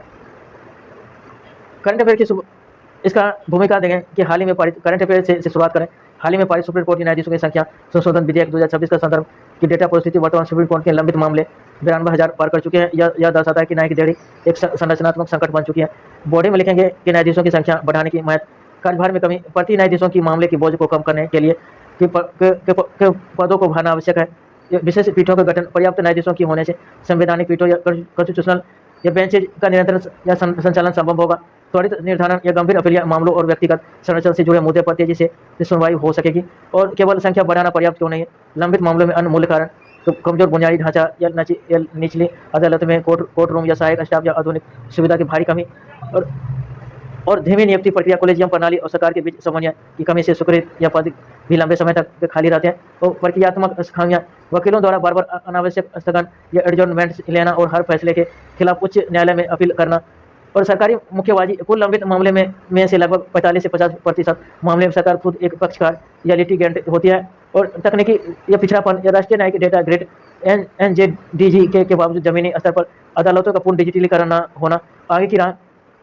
अवसंरचना का विकास, न्यायिक बुनियादी ढांचे को मजबूत करने के लिए राष्ट्रीय न्यायिक अवसंरचना प्राधिकरण NGI का गठन हो, वैकल्पिक तंत्र, मध्यस्थता और मेडिएशन, कॉन्सिलेशन जैसे वैकल्पिक विवाद समाधान ADR को अनिवार्य स्तर पर बढ़ावा दिया जाए। और अखिल भारतीय न्यायिक सेवा AIJIS निचले स्तर पर मेधावी और न्यायाधीशों की भर्ती के लिए UPSC की तर्ज पर AIJS की शुरुआत हो।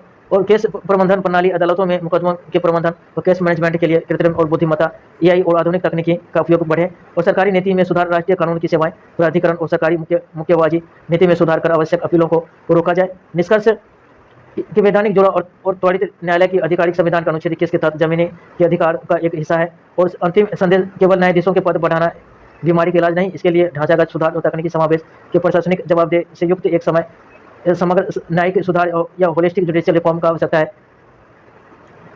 संक्षेप खबरें हैं कि पेटी के लिए भारतीय सांख्यिकी संस्थान SIT सुधार विधेयक, संसद में ISI कोलकाता की स्वायत्ता, ऑटोनॉमी और केंद्र सरकार के नियंत्रण को लेकर बहस जारी है, जो प्रशासनिक स्वायत्ता में बनाम जवाबदेही का मुद्दा उठाती है। और NDPS विशेष अदालतों, केंद्र सरकार ने राज्यों को 3.9 लाख लंबित ड्रग मामलों को निपटारे के लिए विशेष अदालतें गठित करने के निर्देश दिया है। यह विषय न्यायिक प्रशासन और केंद्र राज्य संबंध के अंतर्गत आता है। कि विदेशी कोषों इलेक्ट्रॉनिक्स विनिर्माण के लिए कर राहत प्रस्ताव, सरकार ने एक नया विधेयक पेश किया है कि जिसमें सीमा शुल्क बाउंडेड क्षेत्र, कस्टम बाउंडेड एरिया के माध्यम से इलेक्ट्रॉनिक्स घटकों के भंडारण और विक्रय करने की वाली विदेशी कंपनियों के लिए नए टैक्स छूट या टैक्स एक्सेम्पशन का प्रस्ताव है। इसके अलावा डेटा सेंटरों की प्रस्तावों को शर्तों पर असमान बनाकर उन्हें टैक्स राहत देने की बात कही गई है। UPSC GS पेपर 3 भारतीय अर्थव्यवस्था, बुनियादी ढांचे और निवेश का मॉडल और मेकिंग इंडिया से जुड़ सकते टॉपिक्स हो। FCNRB जमा में उछाल लेकिन रुपया स्थिर, जून और जुलाई 2026 में दौरान भारत में $49 बिलियन की विदेशी प्रवाह आया है, जिसमें मुख्य योगदान फॉरेन करेंसी या नॉन रेसिडेंट या बैंक यानी FCNRB डिपॉजिट, विदेशों ऋण और सरकारी बॉन्ड में निवेश का है। हालिया RBI के हस्तक्षेप और वैश्विक जोखिमों के कारण डॉलर या मुकाबले रुपया 95% 39 के स्तर पर लगभग स्थिर बना हुआ है। UPSC लिंक GS पे मौद्रिक नीति और बाहरी साड़ी क्षेत्र और विदेशी मुद्रा भंडारण। 5 अगस्त मौद्रिक नीति समीक्षा, ब्याज दरें यथावत रहने की संभावना, बढ़ती तेल कीमतों, वेस्ट एशिया संकट के कारण 90 से 100 बिलियन प्रति बैरल डॉलर के खुदरा मुद्रास्फीति, रिटेल इन्फ्लेशन के 4.38% पर पहुंचाने के जोखिम को बीच RBI की मौद्रिक नीति समिति MPC द्वारा रेपो रेट को 5.25% पर बरकरार रखने की पूरी तरह संभावना है। UPSC लिंक GS पे मुद्रास्फीति नियंत्रण, बैंकिंग और मौद्रिक नीति। मुख्य परीक्षा अभ्यास प्रश्न, मेंस प्रैक्टिस क्वेश्चन है। हाल ही की वैश्विक भू राजनीतिक तनाव के बीच भारत में भारी मात्रा में विदेशी पूंजी प्रवाह, फॉरेन कैपिटल इनफ्लो के बावजूद विनिमय दर, एक्सचेंज रेट में स्थिरता देखी गई है। इस विरोधाभास के पीछे के कारणों का विश्लेषण कीजिए तथा भारतीय अर्थव्यवस्था पर इसके प्रभाव का चर्चा कीजिए। 250-15 किया है कि कोर डायमेंशन है कि भूमिका FCNRB और बॉन्ड मार्केट के जरिए आए $49 बिलियन के हालिया प्रभाव का संदर्भ में तो स्थिरता के कारण RBI द्वारा डॉलर की खरीद, विदेशी मुद्रा भंडारण 682.35 बिलियन की रिकॉर्ड पर पहुंचा है। और हेजिंग नीतियां प्रभाव के निर्यात और प्रतिस्पर्धात्मक बने रहने और वैश्विक झटकों जैसे पश्चिमी एशिया संकट में सुरक्षा तक, लेकिन साथ ही घरेलू तरलता, लिक्विडिटी के प्रबंधन की चुनौतियां, नीति का संतुलन की आवश्यकता पर बल दें। हालिया तौर पर पश्चिम एशिया संकट की भारतीय अर्थव्यवस्था का प्रदर्शित करते हुए स्थानीय रुपया मजबूत का का, लेकिन FCNRI खातों को वैश्विक सूचकांक को शामिल बॉन्ड मार्केट के जरिए 49 बिलियन रिकॉर्ड को मंजूरी प्रवाह के बावजूद नियमों का उल्लेख करते स्थिरता देखी गई है। और आरबीआई की सक्रिय रणनीतिक नीतियों के कारण रुपया की समिति दायरे में स्थिर है। और आरबीआई द्वारा डॉलर की आक्रामक खरीद पूंजी प्रवाह के कारण रुपया के बहुत अधिक मजबूत होने से रोकने के लिए आरबीआई ने बाजार से अतिरिक्त डॉलर या खरीदे से भारत का विदेशी मुद्रा भंडार 682.35 बिलियन के सर्वकालिक रिकॉर्ड स्तर पहुंच गया है। और बाजार में तरलता का अवशोषण या स्टेरिलाइजेशन आरबीआई ने डॉलर खरीदने के बदले के बाजार में जारी होने वाली रुपयों की अतिरिक्त तरलता को ओपन या मार्केट ऑपरेशन OMO मार्केट या स्टेबलाइजेशन स्कीम MS के जरिए वापस सोख लिया है। अग्रिम हेजिंग नीतियां या फॉरवर्ड हेजिंग, केंद्रीय बैंक ने वादा किया फॉरवर्ड मार्केट में सक्रिय रूप से भाग लेकर विनिमय दर की अस्थिरता और सट्टेबाजी या स्पेकुलेशन पर लगाम लगाई है। पूंजी वही भाग का संतुलन, चालू खाता घाटे, CRD और विदेशी पोर्टफोलियो निवेश या FPI द्वारा कुछ क्षेत्रों में की गई विक वाली ने भी इस भारी अवाक प्रभाव को संतुलित किया है। भारतीय अर्थव्यवस्था पर इसके प्रभाव व्यापक या नीतिगत हस्तक्षेप और स्थिरता अर्थव्यवस्था पर सकारात्मक नकारात्मक दोनों प्रभाव पड़ रहे हैं। और सकारात्मक प्रभाव निर्यात या प्रतिस्पर्धात्मक उपयोग अत्यधिक मजबूत होने के बजाकर आरबीआई ने भारतीय निर्यात विशेषकर IT और कपड़ा क्षेत्र को वैश्विक बाजार में प्रतिस्पर्धा बनाए रखना और वैश्विक झटकों सुरक्षा 682.35 बिलियन विशाल विदेशी मुद्रा भंडार भू राजनीतिक संकट के समय भारत के आयात को बिल विशेषकर कच्चे तेल के लिए एक मजबूत सुरक्षा कवर या बफर प्रदान करता है। और निवेश विश्वास की वृद्धि निवेश विनिमय वृद्धि निवेशकों को मुद्रा के अवमूल्यन को जोखिम करेंसी रिस्क में बचाती है। दीर्घकालिक विनिमय या FDI को बढ़ावा मिलता है। और नकारात्मक प्रभाव चुनौतियां घरेलू तरलता प्रबंधन, बाजार में अतिरिक्त तरलता को सोखने में आरबीआई को भारी लागत उठाती है, जिससे वे केंद्रीय बैंक के लाभ को सरकार को मिलन वाले लाभांश से डिविडेंड के असर पड़ सकता है। मुद्रास्फीति का जोखिम, यदि अतिरिक्त तरलता को पूरी तरह नियंत्रित न किया जाए तो बाजार में मुद्रा की आपूर्ति बढ़ने से घरेलू मुद्रास्फीति इन्फ्लेशन बढ़ सकती है। या इम्पॉसिबल ट्रिनिटी की चुनौती, एक साथ स्थिर विनिमय दर या स्वतंत्र मौद्रिक नीति मुक्त प्रवाह को बनाए रखना नीति निर्माताओं के लिए एक कठिन संतुलन कार्य बन जाता है। निष्कर्ष, विदेशी पूंजी के भारी प्रवाह के कारण विनिर्माण दर को स्थिर रखना तो भारतीय व्यापक आर्थिक माइक्रोइकोनॉमिक प्रबंधन की एक बड़ी सफलता है। हालांकि भविष्य में वैश्विक अनिश्चितता को देखते हुए यह आवश्यक है कि भारत केवल विदेशी मुद्रा भंडारण के सच्चे निर्भर न रहे, बल्कि घरेलू विनिर्माण क्षमता को बढ़ाने और आयात निर्भरता विशेषकर ऊर्जा क्षेत्र में को कम करने के लिए संरचनात्मक सुधारों रखें। प्रीलिम्स के लिए क्वेश्चन प्रैक्टिस है। Foreign currency non resident bank FCNRI B खातों के निम्नलिखित खातों पर विचार कीजिए। इसमें दूसरा तरीका सही हो जाएगा। इन खातों को अर्जित ब्याज भारत में आयकर इनकम टैक्स से पूरी तरह मुक्त होता है और इन खातों में जमा राशि उस पर मिलने वाला ब्याज पूरी तरह से प्रत्यावर्तनीय या रिपेट्रिएबल होता है। इसका दूसरा तीसरा सही है कि FCNRI खाते के केवल RBI द्वारा अनुमत या निर्देशित विदेशी मुद्रा जैसे USD, GBS, EUR में ही खोले जा सकते हैं और न कि किसी विदेशी मुद्रा में। इसलिए कथन पहला गलत है। और मिलने वाली ब्याज टैक्स फ्री होता है। राशि पूरी तरह से विदेश भेजी जा सकती है। बाग गलियारे या टाइगर कॉरिडोर और बुनियादी ढांचे विकास चर्चा में सेंट्रल रेलवे जो प्रसादी इन्वायरमेंटल नागपुर रूट पर 160.6 किलोमीटर लंबी तीसरी चौथी रेलवे लाइन या संडेक 2 अधिसूचित बाग या गलियारे या सतपुरा टाइगर रिजर्व या मध्य प्रदेश में बेलाघाट टाइगर रिजर्व महाराष्ट्र के बीच यह संवेदनशील क्षेत्रों में गुजरता है। मुख्य चिंता बुनियादी ढांचे के विस्तार वन जीवों के आवासों को खंडित या फ्रेगमेंट कर देता है, जिससे अनुवांशिक प्रभावित होता है और मानव पशु संघर्ष बढ़ता है। कानूनी प्रावधान वन जीव संरक्षण अधिनियम 1972 के तहत बाग अभयारण्यों गलियारों के आसपास की परियोजनाओं के लिए राष्ट्रीय वन जीव बोर्ड NBWL की स्थायी समिति से वैधानिक मंजूरी अनिवार्य है। और भी पश्चिमी घाट और इको सेंसिटिव जोन ESZ चर्चा में केंद्र सरकार ने गुजरात, महाराष्ट्र, गोवा, कर्नाटक, केरल और तमिलनाडु में फैले 56,825.7 वर्ग किलोमीटर क्षेत्र में परिस्थिति रूप से संवेदनशील क्षेत्र ESA घोषित करने के लिए 7वीं बार मसौदा अधिसूचना जारी किया है। और छठा मसौदा राज्य के बीच सीमांकन विवाद के कारण बना किसी निर्णय में समाप्त हो गया था। और संबंधित समितियां पश्चिमी घाट के संरक्षण के लिए गार्गिल समिति 2011 में, कस्तूरी समिति 2012 में गठित किया गया था, जिन्होंने क्रमशः पूरे देश में 37% क्षेत्र के पर्यावरण संवेदन घोषित करने की सिफारिश की। PTL question practice Satpura tiger reserve, Melghat tiger reserve निम्नलिखित पर विचार कीजिए। और सतपुरा टाइगर रिजर्व में मध्य प्रदेश के स्थित, जबकि मेलाघाट टाइगर रिजर्व महाराष्ट्र में स्थित है। तो किसी भी बाग गलियारे अभयारण्य या विकास परियोजना के लिए राष्ट्रीय बाग संरक्षण प्राधिकरण NTCA के स्थान पर राष्ट्रीय वन्यजीव बोर्ड NBWL की स्थापना समिति वैधानिक मंजूरी आवश्यकता होती है। इसका दोनों आंसर हो जाएगा दोस्तों। आइए व्याख्या देखते हैं कि सतपुरा MP में, मेलाघाट महाराष्ट्र में वन्यजीव संरक्षण अधिनियम 2072 के तहत ऐसी बुनियादी ढांचा परियोजना को NBWL से अनुमति लेनी पड़ती है। पश्चिमी घाट या परिस्थिति संवेदनशील क्षेत्र में वेस्टर्न घाट या से निम्नलिखित पर विचार कीजिए। प्रभावित ESA क्षेत्र घटते क्रम के अनुसार व्यवस्थित कीजिए। इसमें पहला, दूसरा, चौथा, तीसरा हो जाएगा। इसमें पहला हो जाएगा कर्नाटक, दूसरा महाराष्ट्र, इसमें चौथा हो जाएगा तमिलनाडु और तीसरा होगा केरल हो जाएगा। नवीनतम या 2024 मसौदे के अनुसार प्रस्तावित क्षेत्र में वितरण या प्रकाश कर्नाटक 20,668 वर्ग किलोमीटर और महाराष्ट्र 17,324 किलोमीटर और तमिलनाडु 9 से 14 किलोमीटर, केरल सबसे कम है। जीएस पेपर 3 से पर्यावरण जैव विविधता से क्वेश्चन है कि आर्थिक विकास के बुनियादी ढांचे विस्तार, परिस्थिति कनेक्टिविटी, इकोलॉजिकल कनेक्टिविटी का संरक्षण एक दूसरे के विरोधी नहीं होने चाहिए। हालांकि बाग की गलियारों, टाइगर कॉरिडोर से गुजरने वाले अवसंरचना परियोजना के संदर्भ में निम्नलिखित समालोचनात्मक विश्लेषण कीजिए। द इंडियन एक्सप्रेस लिया गया है कि हालिया सतपुड़ा मेलाघाट रेड लाइन संडेक्स में उल्लेख करते हुए जैव विविधता के लिए गलियारों को महत्व पर रेखांकित करें और बॉडी में टकराव के बिंदु रेखांकित बुनियादी ढांचे, सड़क, रेलवे कारण के होने वाले आवास से विखंडन, हैबिटाट फ्रेगमेंटेशन, वन जीव की अनुवांशिक विविधता में कमी और मानव वन जीव संघर्ष में वृद्धि। वॉक टू सह अस्तित्व में उपाय, दिल्ली देहरादून इकोनॉमिक कॉरिडोर या फ्रेंच परिदृश्य में अपनाए गए सामान्य या उपाय जैसे वाइल्ड लाइफ ओवरपास और अंडरपास का उदाहरण दें और सिद्ध करता है कि सतत विकास संभव हो। निष्कर्ष, विकास बनाम पर्यावरण के बजाय पर्यावरण के साथ विकास का दृष्टिकोण अपनाना चाहिए और जिससे वैज्ञानिक ये योजनाएं और संस्थागत समन्वय जैसे NBWL स्थानीय समुदाय का शामिल हो। उसका मॉडल आंसर देते हैं कि पश्चिम बंगाल संवेदनशील के पर्यावरण और क्षेत्रीय विकास के बीच संतुलन जटिल चुनौती बन गया है। गतिरोध सरकारी संघवाद समितियों को उजागर करता है।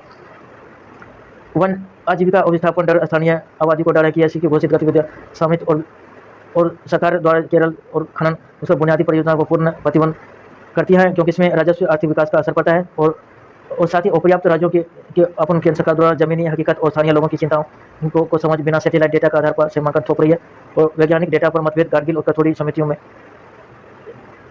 संस्कृति परिदृश्य कस्तूरी, इसको बारे में पढ़ लेना दोस्तों।